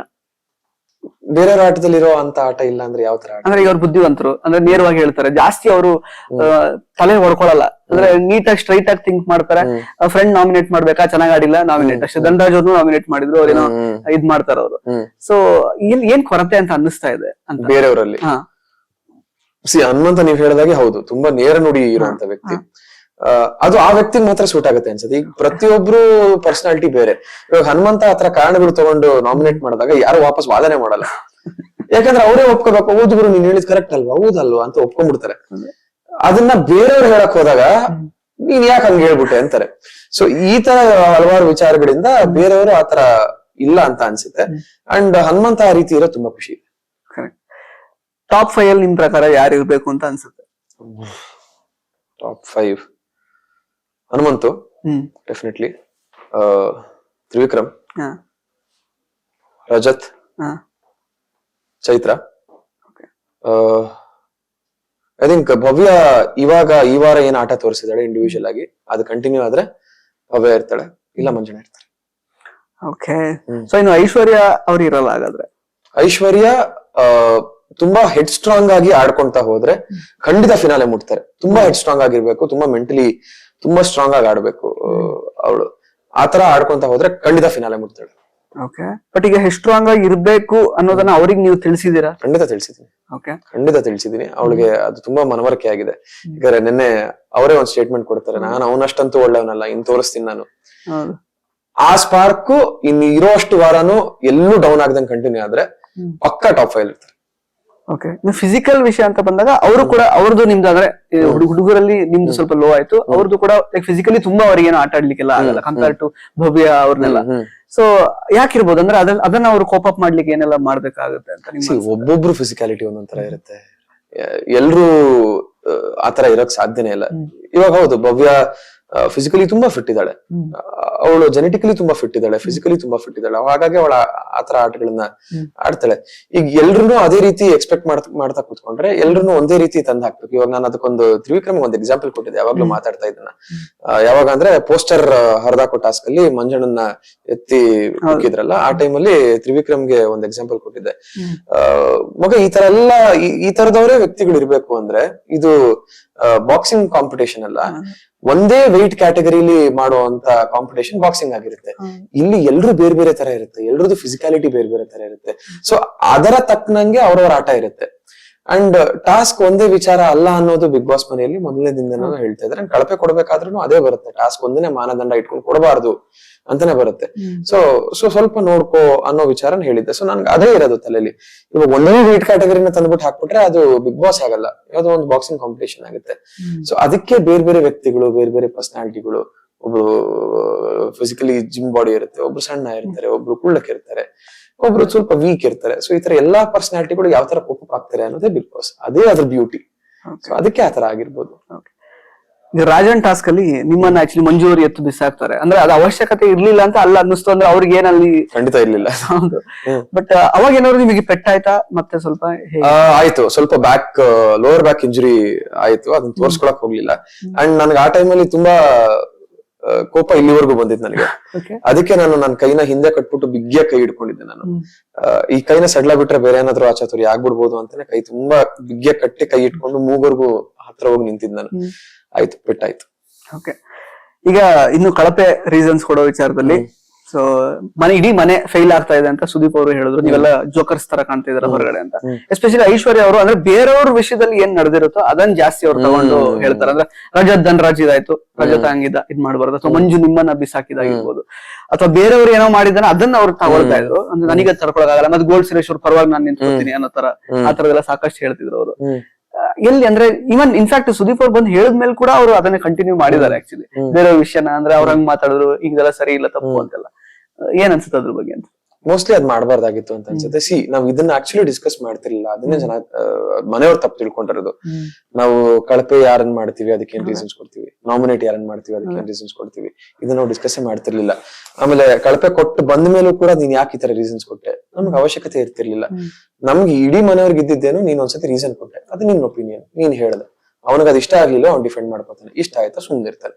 ಸೊ ಹಾಗಾಗಿ ಬಟ್ ನನಗೆ ಒಳಗ್ ಅನ್ಸಿದುಂಟು, ಇಲ್ಲ ಯಾಕೆ ಹಿಂಗ್ ಹೇಳ್ತಾ ಇದಾರೆ. ಫಾರ್ ಎಕ್ಸಾಂಪಲ್ ಚೈತ್ರ ಹಿಂಗೇನೋ ಅಂದ್ರು ನನ್ ಬಗ್ಗೆ, ಚೈತ್ರ ನೀನಂದೆ ಅಂತ ಚೈತ್ರ ನನ್ಗೆ ಹೇಳಿದ್ರು. ಇಲ್ಲ ನೀನೇ ಹೇಳಿದ್ಯಾ ಅಂದ್ರೆ ಮಾತ್ರ ನಾನು ರೀಸನ್ಸ್ ಕೊಡ್ಬೇಕಾಗ್ತಿತ್ತು, ಬಟ್ ಅಲ್ಲೆಲ್ಲೋ ಒಂದ್ ಕಡೆ ಆತರ ಆಯ್ತು ಅಂತ ಅನ್ಸುತ್ತೆ. ಓಕೆ, ಸೊ ಈಗ ಟಾಪ್ 5 ಹೇಳಿದ್ರೆ ಟಾಪ್ 3 ಅಲ್ಲಿ ಯಾರು ಇರ್ತಾರೆ ನಿಮ್ ಪ್ರಕಾರ? ಕಷ್ಟ ಇದು, ನಂಗೆ ಮತ್ತೆ ಬಿಗ್ ಬಾಸ್ ಮನೆ ಒಳಗೆ ಕಳಿಸ್ಬಿಡಿ. ಇಲ್ಲ, ತುಂಬಾ ಕಷ್ಟ ಇದೆ ಅದು. ನನಗೆ ಒಂದ್ ಪೊಸಿಷನ್ ಹೇಳ್ಬೋದು, ಟಾಪ್ 3 ಅಲ್ಲಿ ಹನುಮಂತು ಇರ್ತಾರೆ ಅಂತ ನನ್ಗೆ ಅನ್ಸುತ್ತೆ. ಇನ್ನಿಬ್ರು ಗೊತ್ತಿಲ್ಲ ನನಗೆ. ಯಾರು ಗೆಲ್ಬೇಕು ನಿಮ್ ಪ್ರಕಾರ? ಯಾರು ಚೆನ್ನಾಗಿ ಆಡ್ತಾರೋ ಅವ್ರಿಗೆ ನಿಮ್ ಮನ್ಸಲ್ಲಿ? ಇಲ್ಲ, ನಾನು ಇದನ್ನ ಡಿಪ್ಲೊಮ್ಯಾಟಿಕ್ ಅನ್ಕೊಂಡ್ರೆ ಪರವಾಗಿಲ್ಲ, ಯಾಕಂದ್ರೆ ಇಲ್ಲಿ ಪ್ರತಿ ವಾರನೂ ಒಬ್ಬೊಬ್ರು ಆಟ ಚೇಂಜ್ ಆಗ್ತಾ ಇರುತ್ತೆ. ಇಲ್ಲಿ ನನ್ಗೆ ಈಗ್ಲೇ ಜಡ್ಜ್ಮೆಂಟ್ ಗೊತ್ತಾಗ್ತಿಲ್ಲ ನನಗೆ. ಪ್ರತಿ ವಾರನೂ ಒಬ್ಬೊಬ್ರು ಬೇರೆ ಬೇರೆ ತರನೇ ತಗೊಂಡ್ ಹೋಗ್ತಾ ಇದಾರೆ. ಸೊ ಕೊನೆ ವಾರದವರೆಗೂ ಯಾರು ತುಂಬಾ ಕನ್ಸಿಸ್ಟೆಂಟ್ ಆಗಿ ಆಡ್ತಾರೋ ಅವರೇ ಗೆಲ್ಬೇಕು ಅಂತ ಅನ್ಸುತ್ತೆ. ತಾಯಿಯವರು ನೀವಿನ್ನ ಹೊರಗಡೆ ಬಂದ್ಮೇಲೆ ನಾನು ನೋಡಲ್ಲ ಅಂತ ಹೇಳಿದಾರೆ ಬಿಗ್ ಬಾಸ್. ಏನ್ ಮಾಡ್ತೀರಾ, ನೋಡ್ತೀರಾ ಹೇಗೆ? ಹೇಳ್ತೀರಾ ಅವ್ರಿಗೆ? ನಾನ್ ನೋಡ್ತೀನಿ, ಆ ಡಿಸಿಷನ್ ಅವ್ರಿಗೆ ಬಿಟ್ಬಿಡ್ತೀನಿ ನಾನು. ಯಾಕಂದ್ರೆ ಎಷ್ಟೇ ಆದ್ರೂ ತಾಯಿ ಹೃದಯ, ಅವ್ರಿಗೆ ಇಷ್ಟ ಬೇಗ ಬರಬಾರ್ದಿತ್ತು ಅನ್ನೋದು ತುಂಬಾ ತಲೆಯಲ್ಲಿ ಕೂತ್ಬಿಟ್ಟಿದೆ. ಸೊ ಆದ್ರಿಂದ ಅವ್ರು ಆ ನಿರ್ಧಾರ ತಗೊಂಡಿದ್ದಾರೆ, ನೋಡಲ್ಲ ಅದು ಅವ್ರಿಗೆ ಆ ಡಿಸಿಷನ್ ಬಿಡ್ತೀನಿ. ಬಟ್ ನಾನಂತೂ ನೋಡ್ತೀನಿ, ನನಗೆ ನನ್ ಜೊತೆ ಇದ್ದವ್ರು ಇನ್ನೇನ್ ಆಟ ಆಡ್ತಾರೆ ಅಂತ ನಾನು ನೋಡ್ಬೇಕು. ಓಕೆ, ಈಗ ಅದೇ ಕೆಲವೊಂದಷ್ಟು ನೀವು ಫನ್ ಆಯ್ತು ಮಕ್ಷಿತಾ ಅವ್ರ ಮಧ್ಯೆ ನಮ್ಮ ಮಧ್ಯೆ ಎಲ್ಲ ಫನ್ ಮಾಡ್ತಿದ್ವಿ ಅಂತ ಹೇಳಿದ್ರೆ ಕೆಲವೊಂದಷ್ಟು ತೋರಿಸಿರಲ್ಲ, ನೀವು ಇನ್ನೂ ಬಿಗ್ ಬಾಸ್ ಎಪಿಸೋಡ್ಸ್ ನೋಡಿರಲ್ಲ ಅಂತ ಅನ್ಕೊಳ್ತೀನಿ ನಾನು. ಬಟ್ ಎಷ್ಟೊಂದ್ ವಿಷಯ ಮಾಡಿರಬಹುದು, ಅದನ್ನ ತೋರಿಸ್ದೇನೆ ಇರಬಹುದು. ಅದ್ರ ಬಗ್ಗೆ ನಿಮ್ಗೆ ಏನ್ ಫೀಲಿಂಗ್ ಬರುತ್ತೆ ಇವಾಗ ನೋಡಿದ್ರೆ? ಗೊತ್ತಿಲ್ಲ. ಈ 24 ಗಂಟೆಲಿ ನಾವು ಮಾಡಿರೋದನ್ನ 1.5 ಅವರ್ಗೆ ಅವ್ರು ಟ್ರಿಮ್ ಮಾಡ್ಬೇಕು ಅಂದಾಗ ಆಬ್ವಿಯಸ್ಲಿ ಅವರು ತುಂಬಾ ಇಂಪಾರ್ಟೆಂಟ್ ವಿಷಯಗಳನ್ನ ಮಾತ್ರ ತೋರ್ಸಕ್ ಸಾಧ್ಯ, ಅದನ್ನ ಮಾತ್ರ ತೋರ್ಸಿರ್ತಾರೆ. ನನಗೆ ಅದ್ರ ಬಗ್ಗೆ ಯಾವ ಕಂಪ್ಲೇಂಟ್ಸು ಇಲ್ಲ. ಯಾಕಂದ್ರೆ 24 hours 1.5 ಅವರ್ಗೆ ಟ್ರಿಮ್ ಮಾಡೋದು it's not a easy job. ಏನ್ ಕಂಟೆಂಟ್ ಬೇಕು, ಅಲ್ಲಿ ಏನ್ ಕ್ರಿಯೇಟಿವ್ ಇರಬೇಕು, ಎಡಿಟರ್ಗೆ ಎಷ್ಟು ತಲೆನೋವು, ಅಂಡ್ ಡೈರೆಕ್ಟರ್ಗೆ ಇಂಥದೇ ಕಂಟೆಂಟ್ ಬೇಕು ಅಂತ ಹೇಳೋದು, it's a very headache job ಅದು. ಸೊ ಅದ್ರ ಬಗ್ಗೆ ನನ್ಗೇನು ಬೇಜಾರಿಲ್ಲ. ಓಕೆ, ಈಗ ನೆಕ್ಸ್ಟ್ ಬಿಗ್ ಬಾಸ್ ಸೀಸನ್ 12 ಅಲ್ಲಿ ಸುದೀಪ್ ಅವ್ರು ಇರಲ್ಲ, ಬಟ್ ಅವ್ರ ಜಾಗದಲ್ಲಿ, ಯಾಕಂದ್ರೆ ಅವ್ರು ಇಲ್ಲ ಅಂತ ಹೇಳ್ಬಿಟ್ಟಿದ್ರು, ನಾನು ಇರಕ್ ಸಾಧ್ಯ ಇಲ್ಲ ನಾನು ಅಂತ ಅವ್ರು ರಿಸೈನ್ ಮಾಡ್ಬಿಟ್ಟಿದ್ರು, ಆಲ್ರೆಡಿ ಟ್ವೀಟ್ ಕೂಡ ಮಾಡಿದ್ರು. ಅವ್ರ ಜಾಗದಲ್ಲಿ ಯಾರನ್ನ ಇವಾಗ ಊಹಿಸ್ಕೊಳಕ್ ಇಷ್ಟ ಪಡ್ತೀರಾ? ನನಗೆ ಯಾರನ್ನೂ ಊಹಿಸ್ಕೊಳಕ್ ಇಷ್ಟ ಇಲ್ಲ. ನನ್ಗೆ ನಿಜವಾಗ್ಲೂ ಯಾರನ್ನೂ ಊಹಿಸ್ಕೊಳಕ್ ಆಗ್ತಿಲ್ಲ ಅಟ್ ಪ್ರೆಸೆಂಟ್. ನನಗೆ ಆ ವಿಷಯ ಗೊತ್ತಾಗಿದ್ದೆ ಹೊರಗಡೆ ಬಂದ್ಮೇಲೆ, ನೆನ್ನೆ ಗೊತ್ತಾಗಿದ್ದು. ನೆನ್ನೆ ಅಲ್ಲ, ಇವತ್ತು ಬೆಳಗ್ಗೆ ಇಂಟರ್ವ್ಯೂ ಇಲ್ಲ, ನೆನ್ನೆ ಗೊತ್ತಾಗಿತ್ತು. ನನ್ಗೆ ಯಾರನ್ನೂ ಊಹಿಸ್ಕೊಳಕ್ ಸಾಧ್ಯ ಇಲ್ಲ. ನನ್ ತುಂಬಾ ಕಟ್ಟ ಅಭಿಮಾನಿ ಅವ್ರಿಗೆ. ಅಂಡ್ ಸ್ಪೆಷಲಿ ನಾನು ಆ ಜರ್ನಿನ ಜೀವಿಸಿರೋದ್ರಿಂದ ಆ ವ್ಯಕ್ತಿಯ ಸ್ಥಾನ ಏನು ಅಂತ ನನಗೆ ಗೊತ್ತು. ನನ್ಗೆ ಯಾರನ್ನೂ ಊಹಿಸ್ಕೊಳಕ್ ಆಗ್ತಿಲ್ಲ. ಈಗ ಮನೆ ಒಳಗಡೆ ಸಾಕಷ್ಟು ಘಟನೆಗಳಿಗೆ ಹೇಗ್ ನಡೀತೋ, ಹೊರಗಡೆನೂ ತುಂಬಾ ವಿಷಯಗಳು ನಡೀತಾ. ಆಕ್ಚುಲಿ ಲಾಯರ್ ಜಗದೀಶ್ ಅವ್ರ ಆಗಿರ್ಬೋದು, ಅವ್ರು ಕೆಲವು ಕೊಟ್ಟಂತಹ ಕೆಲವು ಸ್ಟೇಟ್ಮೆಂಟ್ಸ್, ಹಂಸ ಅವ್ರ ಮಧ್ಯೆ ಅವ್ರಿಗೆ ಬಿಕಮ್ ಫ್ರೆಂಡ್ಸ್ ಇವಾಗ. ಅವರಿಬ್ರು ಒಟ್ಟಿಗೆ ಲೈಕ್ ಇಂಟರ್ವ್ಯೂಸ್ ಅಲ್ಲಿ ಕಾಣಿಸ್ಕೊಳ್ಳೋದು, ಹಂಸ್ ಅಂತ ಅವ್ರು ಜೋಕ್ ಮಾಡ್ತಾರೆ, ಸಾಕಷ್ಟು ನಡೆದಿದೆ. ಧರ್ಮ ಅನುಷಾಗಿನ್ ಅವ್ರದ್ದು ಎಲ್ಲ ಅವ್ರವ್ರ ಲೈಫ್ ನೋಡ್ಕೊಳ್ತಾ ಇದಾರೆ. ನಿಮ್ಮ ಮುಂದಿನ ಜೀವನ ಹೇಗಿರುತ್ತೆ, ಯಾವ ತರ ಇದೆ ಆಪರ್ಚುನಿಟೀಸ್? ಒಂದಷ್ಟು ಸಿನಿಮಾಗಳು ಅರ್ಧಕ್ಕೆ ಶೂಟ್ ನಿಲ್ಸಿ ಬಂದಿದ್ದುಂಟು. ಆ ಸಿನಿಮಾಗಳನ್ನ ಕಂಟಿನ್ಯೂ ಮಾಡ್ಬೇಕು, ಶೂಟ್ ಕಂಟಿನ್ಯೂ ಮಾಡ್ಬೇಕು ಅನ್ನೋದಿದೆ. ಒಂದು ಸಿನಿಮಾ ರಿಲೀಸ್ ರೆಡಿ ಇದೆ, ಆ ಸಿನಿಮಾ ರಿಲೀಸ್ ಆಗುತ್ತೆ ಅನ್ನೋ ತುಂಬಾ ಕಾನ್ಫಿಡೆನ್ಸ್ ಅಲ್ಲಿ ಇದೀನಿ. ಅಂಡ್ ಅದಾದ್ಮೇಲೆ ಇನ್ನೊಂದಷ್ಟು ಮಾತುಕತೆಗಳು ನನ್ ನೆನ್ನೆ ಬಂದಿರೋದ್ರಿಂದ ಇನ್ನೊಂದಷ್ಟು ಮಾತುಕತೆಗಳು ಆಲ್ರೆಡಿ ಫೋನ್ಗಳಲ್ಲಿ ಆಗ್ತಾ ಇದೆ, ಒಂದಷ್ಟು ಲೈನ್ಅಪ್ಸ್ ಆಗ್ತಾ ಇದೆ ಒಂದೊಂದೇ. ಸೊ ಈಗ ಒಂದ್ ಸ್ವಲ್ಪ ಚೂಸ್ ಮಾಡ್ಕೊಂಡು ಹೆಜ್ಜೆ ಇಡ್ಬೇಕು ಅನ್ನೋ ಒಂದು ನಿಟ್ಟಿನಲ್ಲಿ ಇದೀನಿ. ಯಾಕಂದ್ರೆ ಈ ಪ್ಲಾಟ್ಫಾರ್ಮ್ ಕೊಟ್ಟಿರೋ ಹೆಸರನ್ನ ಅಷ್ಟು ಈಸಿಯಾಗಿ ಕಳ್ಕೋಬಾರ್ದು ಅನ್ನೋ ಕಾರಣಕ್ಕೆ ಸ್ವಲ್ಪ ಚೂಸ್ ಮಾಡ್ಕೊಂಡು ಹೆಜ್ಜೆ ಇಡ್ಬೇಕು ಅನ್ನೋ ನಿಟ್ಟಿನಲ್ಲಿ ಇದೀನಿ. ಅಂಡ್ ಅದೆಲ್ಲದಕ್ಕಿಂತ ಒಂದು ತುಂಬಾ ದೊಡ್ಡ ಆಸೆ ಇದೆ, ಅದ್ರ ಒಂದು ಶೋ ಹೋಸ್ಟ್ ಮಾಡ್ಬೇಕು ಅನ್ನೋ ಆಸೆ ಇದೆ. ಸೊ ಅದೇನಾದ್ರೂ ಆಗತ್ತಾ ಅನ್ನೋದಕ್ಕೋಸ್ಕರ ಕಾಯ್ತಾ ಇದ್ದೀನಿ. ಸೊ ಬಿಗ್ ಬಾಸ್ ಸೀಸನ್ 11 ಹೊರ ಬಂದ ಶಿಶಿರ್ ಶಾಸ್ತ್ರಿ ಅವರಿಗೆ ಎಷ್ಟು ಪೇಮೆಂಟ್ ಸಿಕ್ತು ಗೊತ್ತಾ? ಇಷ್ಟು ಅಷ್ಟು ಅಂತೆಲ್ಲ ಸಿಕ್ಕಾಬಟ್ಟೆ ಆಕ್ಚುಲಿ ಇಲ್ಲ ಏನೋ ವಾರಕ್ಕೆ 2 ಲಕ್ಷ ಅಂತೆ. ಸೊ ಇಷ್ಟು ವಾರಕ್ಕೆ ನೋಡಿ ಎಲ್ಲ ಲೆಕ್ಕ ಹಾಕಿ 11 ವೀಕ್ಸ್ ಗೆ ಎಷ್ಟು ಸಿಕ್ತು ಆ ತರದೆಲ್ಲ ಬರ್ತಾ ಇದೆ ಆಕ್ಚುಲಿ. ಸೊ ಎಷ್ಟು ಬಂದಿದೆ 11 ವೀಕ್ಸ್ ಗೆ ಎಷ್ಟು ಸಂಪಾದನೆ ಮಾಡಿದ್ದಾರೆ? ತುಂಬಾ ಡೀಸೆಂಟ್ ಅಮೌಂಟ್ ಬಂದಿದೆ ಸರ್. ತುಂಬಾ ಒಳ್ಳೆ ಅಮೌಂಟ್, ತುಂಬಾ ಡೀಸೆಂಟ್ ಅಮೌಂಟ್ ಬಂದಿದೆ. ಅದನ್ನ ರಿವೀಲ್ ಮಾಡುವಂತ ಸ್ಥಿತಿ ನಾನಿಲ್ಲ, ಯಾಕಂದ್ರೆ ಸೈನ್ ಮಾಡ್ಬಿಟ್ಟಿದೀನಿ. ರಿವೀಲ್ ಮಾಡೋ ಆಗಿಲ್ಲ. ಅಂಡ್ ತುಂಬಾ ಡೀಸೆಂಟ್ ಅಮೌಂಟ್. ಯಾರಿಗೂ ಸ್ಪೆಷಲಿ ನನಗೆ ನನ್ನ ಕ್ಯಾಲಿಬರ್ಗೆ ಮೋಸ ಮಾಡದೆ ನನ್ನ ಕ್ಯಾಲಿಬರ್ಗೆ ಏನ್ ಕೊಡ್ಬೇಕು ಅದನ್ನ ಟೀಮ್ ಅವ್ರು ಕೊಟ್ಟಿದ್ದಾರೆ. ಓಕೆ, ಸೊ ಬಿಗ್ ಬಾಸ್ ಇಂದ ಸಾಕಷ್ಟು ಅಭಿಮಾನಿಗಳನ್ನ ಸಂಪಾದಿಸಿದೀರಾ. ಅಫ್ಕೋರ್ಸ್ ಅದಕ್ಕಿಂತ ಮುಂಚೆನೂ ಕಿರುತೆರೆಯಲ್ಲಿ ನಿಮ್ಮನ್ನ ಫಾಲೋ ಮಾಡ್ತಾ ಇದ್ದವರಿಗೆ, ಸಿನಿಮಾಗಳನ್ನ ನೋಡಿ ಫಾಲೋ ಮಾಡ್ತಾ ಇದ್ದವರಿಗೆ ಆಲ್ರೆಡಿ ನಿಮ್ ಬಗ್ಗೆ ಗೊತ್ತಿತ್ತು. ಬಟ್ ಈಗ ನಿಮ್ಮ ರಿಯಲ್ ವ್ಯಕ್ತಿತ್ವ ಏನು ಅನ್ನೋದು ಗೊತ್ತಾಗಿದೆ. ಎಕ್ಸಾಕ್ಟ್ಲಿ. ಸೊ ಜೊತೆ ಟ್ಯಾಲೆಂಟ್ ಜೊತೆಗೆ ರಿಯಲ್ ವ್ಯಕ್ತಿತ್ವ. ಜನಗಳಿಗೆ ಏನ್ ಹೇಳಕ್ ಇಷ್ಟಪಡ್ತೀರಾ? ಬಿಕಾಸ್ ಎವ್ರಿ ಟೈಮ್ ಎಲ್ಲಾ ಸೀಸನ್ಸ್ ಮುಗಿಯುವಾಗ ಆ ಸೀಸನ್ ಅಲ್ಲಿ ಯಾರೆಲ್ಲ ಇರ್ತಾರೆ ಅವರ ವ್ಯಾಲಿಡಿಟಿ ಅಥವಾ ಪಾಪ್ಯುಲಾರಿಟಿ ಸ್ವಲ್ಪ ದಿನ ಅಷ್ಟೇ ಇರುತ್ತೆ. ಮತ್ತೆ ಅಗೇನ್ ನೆಕ್ಸ್ಟ್ ಸೀಸನ್ ಬರುವಾಗ ಅದು ಚೇಂಜ್ ಆಗುತ್ತೆ. ಇನ್ನು 10 ಬಂದಾಗಂತೂ ಇವರು ಲೈಫ್ ಲಾಂಗ್ ಒಂಥರ ಸ್ಟಾರ್ಸ್ ಅಂತ ಆತರ ಅನ್ಕೊಂಡಿದ್ವಿ ಆಕ್ಚುಲಿ. ಬಟ್ ಓಕೆ, ಅದು ಸಬ್ಸೈಡ್ ಆಗ್ತಾ ಹೋಗುತ್ತೆ, ದಿನಗಳು ಹೋಗ್ತಾ ಹೋಗುತ್ತೆ. ಬಟ್ ಪ್ರೀತಿ ಅಂತ ತೋರಿಸಿರೋದಂತೂ ಜನಗಳು. ಅದ್ರ ಬಗ್ಗೆ ಏನ್ ಹೇಳಕ್ ಇಷ್ಟಪಡ್ತೀರಾ? ಸೊ ಅವ್ರಿಗೆ ಏನ್ ಕೇಳ್ಕೊತೀರಾ ಅಂತ? ತುಂಬಾ ಖುಷಿ ಇದೆ ಆಕ್ಚುಲಿ. ಮನೆಯಿಂದ ಹೊರಗಡೆ ಬಂದಾಗ ಒಂದು ಅಳಕಿತ್ತು, ಹೆಂಗ್ ತಗೊಂಡಿದ್ದಾರೆ, ಹೆಂಗ್ ರಿಸೀವ್ ಮಾಡಿದ್ದಾರೆ, ಏನಾಗೋಗಿದ್ಯಪ್ಪ ಅನ್ನೋ ಒಂದು ಅಳಕಿತ್ತು. ಯಾವಾಗ ಬಂದು ನಾನು ಸೋಷಿಯಲ್ ಮೀಡಿಯಾ ಓಪನ್ ಮಾಡಿದೆ, ನಿಜವಾಗ್ಲೂ ಸ್ಟನ್ ಆದೆ ನಾನು. ಇಷ್ಟು ಆಶ್ಚರ್ಯ ಆಯ್ತು. ಅಂದ್ರೆ ಇಷ್ಟ್ರ ಮಟ್ಟಕ್ಕೆ ಪ್ರೀತಿ ಕೊಟ್ಟಿದಾರ ಜನ, ಇಷ್ಟ್ರ ಮಟ್ಟಕ್ಕೆ ಸಪೋರ್ಟ್ ಮಾಡಿದಾರ ಜನ. ಇವತ್ತೇನೋ ಟ್ವಿಟರ್ ಟ್ರೆಂಡಿಂಗ್ ಬೇರೆ ಏನೋ ಮಾಡ್ತಾ ಇದಾರೆ fan pages, justice for Shishir ಅಂತ ಅದ್ರದ್ದೇನೋ ಟ್ರೆಂಡಿಂಗ್ ಮಾಡ್ತಾ ಇದಾರೆ ಫ್ಯಾನ್ ಪೇಜಸ್. ಅವ್ರವರೇ ಒಂದಷ್ಟು ಇನಿಷಿಯೇಟಿವ್ ತಗೊಂಡು ಏನೋ ಮಾಡ್ತಾ ಇದಾರೆ. ಇದೆಲ್ಲ ಹೊಸ್ತು ನನಗೆ. ನಾನು ಈ ತರದ್ನೆಲ್ಲ ನೋಡಿರ್ಲಿಲ್ಲ. ಹೌದು, ಫ್ಯಾನ್ಗಳಿದ್ರು, ನನ್ನ ಪಾತ್ರನ ನೋಡಿ ಪ್ರೀತಿಸ್ತಿದ್ದಂತ ಫ್ಯಾನ್ಗಳಿದ್ರು. ಈಗ ಶಿಶಿರ್ ಆಗಿ ನೋಡಿ ಪ್ರೀತಿಸ್ತಿರುವಂತ ಇಷ್ಟು ಜನ ತುಂಬಾ ಖುಷಿ ಆಗುತ್ತೆ. ಅಂಡ್ ಅವರ ಪ್ರೀತಿಗೆ ನಾನು ಮುಂದಕ್ಕೆ ಮೋಸ ಮಾಡಲ್ಲ ಅಂತ ಹೇಳಕ್ ಇಷ್ಟಪಡ್ತೀನಿ. ಇನ್ನು ಹೆಚ್ಚಿನ ಎಂಟರ್ಟೈನ್ಮೆಂಟ್ ನ ಇನ್ನು ಮುಂದಿನ ದಿನಗಳಲ್ಲಿ ನನ್ನ ಪ್ರಾಜೆಕ್ಟ್ಸ್ ಮುಖಾಂತರ ಕೊಡೋದಕ್ಕೆ ಇಷ್ಟಪಡ್ತೀನಿ. ಆ ಫ್ಯಾನ್ಸ್ ಏನಿದಾರೋ ಅವ್ರನ್ನ ಉಳಿಸ್ಕೊಳ್ಳೋ ಎಲ್ಲಾ ಪ್ರಯತ್ನನೂ ನಾನು ಮಾಡ್ತೀನಿ. ಸೊ ಪ್ರತಿಯೊಬ್ಬರಿಗೂ ಲಾಟ್ಸ್ ಆಫ್ ಲವ್. ಕರೆಕ್ಟ್. ಕೊನೆಯದಾಗಿ, ಒಂಟಿಯಾಗಿರೋ ಶಿಶಿರ್ ಜಂಟಿ ಆಗೋದು ಯಾವಾಗ? ಗೊತ್ತಿಲ್ಲ ಸರ್, ನಾವು ಅಮ್ಮನ್ ಕೇಳ್ಬೇಕಾದ್ರೆ. ನೋಡು ಈಗಂತ ನಿಮ್ ಕ್ಯಾಮ್ರಾಮನ್ ಈಗ ಐಶ್ವರ್ಯ ಶಿಶಿರ್ ಒಂದಾದ್ರೆ ಚೆನ್ನಾಗಿರುತ್ತೆ ಅಂತ ಫ್ಯಾನ್ಸಿಗೆ ಗೊತ್ತಲ್ಲ, ನೋಡಿರ್ತಾರೆ, ಏನೋ ಒಂದು ಕೆಮಿಸ್ಟ್ರಿ ವರ್ಕ್ ಆಗ್ತಿದೆ ಅಂತ ಅನ್ಸಿರುತ್ತೆ. ಸ್ನೇಹನ ಅವರು ಪ್ರೀತಿ ಆಗ್ಲಿ ಅನ್ನೋ ತರ ಒಂದು ಹಾರೈಕೆ ಎಲ್ಲ ಇರುತ್ತೆ. ಅದೇನಾದ್ರು ಚಾನ್ಸಸ್ ಇದೆಯಾ? ಆ ತರದಾಗಲ್ಲ. ನಮ್ಮಿಬ್ರ ಮಧ್ಯೆ ಇದ್ದಿದ್ದು ತುಂಬಾ ಪ್ಯೂರೆಸ್ಟ್ ಫಾರ್ಮ್ ಆಫ್ ಫ್ರೆಂಡ್ಶಿಪ್. ಆ ಫ್ರೆಂಡ್ಶಿಪ್ ಪಾರ್ಟ್ನರ್ಸ್ ಮಧ್ಯೆ ಅದೇ ತಾನೇ ಇರಬೇಕಾಗಿದೆ. ಇಲ್ಲ, ಪ್ಯೂರೆಸ್ಟ್ ಫಾರ್ಮ್ ಆಫ್ ಫ್ರೆಂಡ್ಶಿಪ್ ಅದು. ಆ ಫ್ರೆಂಡ್ಶಿಪ್ ಗೆ ಬೇರೆ ಹೆಸರು ಬೇಡ, ಬೇರೆ ಟ್ಯಾಗ್ ಲೈನ್ ಬೇಡ. ಆ ಫ್ರೆಂಡ್ಶಿಪ್ ಗಿರೋ ಪ್ಯೂರಿಟಿ ಹಂಗೆ ಇರ್ಲಿ. ಅದನ್ನ ಹಂಗೆ ನಾವು ನಿಭಾಯಿಸ್ಕೊಂಡು ಹೋಗ್ತೀವಿ ಕೊನೆವರೆಗೂ ಲೈಫ್ ಅಲ್ಲಿ, ಹೊರಗಡೆ ಬಂದ್ಮೇಲೂ. ಸೊ ಅದ್ ಹಂಗೆ ಇರ್ಲಿ, ಅದ್ರ ಬಗ್ಗೆ ಬೇರೆ ಏನಿಲ್ಲ. ಇನ್ನ ಜಂಟಿಯಾಗೋ ವಿಚಾರಕ್ಕೆ ಬಂದಾಗ ಮನೆಯವರು ಒಂದಷ್ಟು ಡಿಸಿಷನ್ಸ್ ನ ತಗೊಳ್ಳೋ ಪ್ರೊಸೆಸ್ ಅಲ್ಲಿ ಇದಾರೆ. ಆಗ್ಲಿ, ಅವರು ಏನ್ ಡಿಸಿಷನ್ ತಗೋತಾರೋ ಅದಕ್ಕೆ ನಾನು ಬದ್ಧನಾಗಿರ್ತೀನಿ. ಮನೇಲಿ ಇರುವಂತಹ ಎಲ್ಲಾ ಕಂಟೆಸ್ಟೆಂಟ್ಸ್ ಜೊತೆಗೆ ನೀವು ಕಾಂಟ್ಯಾಕ್ಟ್ ಅಲ್ಲಿ ಇರ್ತೀರಾ? ಖಂಡಿತ ಇರ್ತೀನಿ, 100% ಇರ್ತೀನಿ. ಯಾರ ಜೊತೆನೂ ಬೇಡ ಆತರ ಇಲ್ಲ? ಇಲ್ಲ, ಎಲ್ಲರ ಜೊತೆ ಇರ್ತೀನಿ. Thank you so much Shishir ಅವರೇ, ಸಾಕಷ್ಟು ವಿಷಯಗಳನ್ನ ಹಂಚ್ಕೊಂಡ್ರಿ. ನಿಮ್ಮ ಮುಂದಿನ ಜೀವನಕ್ಕೆ, ಮುಂದಿನ ಎಲ್ಲಾ ಪ್ರಾಜೆಕ್ಟ್ಸ್ ಗಳಿಗೆ ಆಲ್ ದಿ ಬೆಸ್ಟ್. ಒಳ್ಳೆಯದಾಗಲಿ. Thank you so much. Thank you. So ಸ್ನೇಹಿತರೆ, ಇದಾಗಿತ್ತು ಶಿಶಿರ್ ಅವರ ಮಾತುಗಳು. ಮತ್ತೆ ಭೇಟಿ ಆಗ್ತಾ ಇರೋಣ. ಧನ್ಯವಾದ.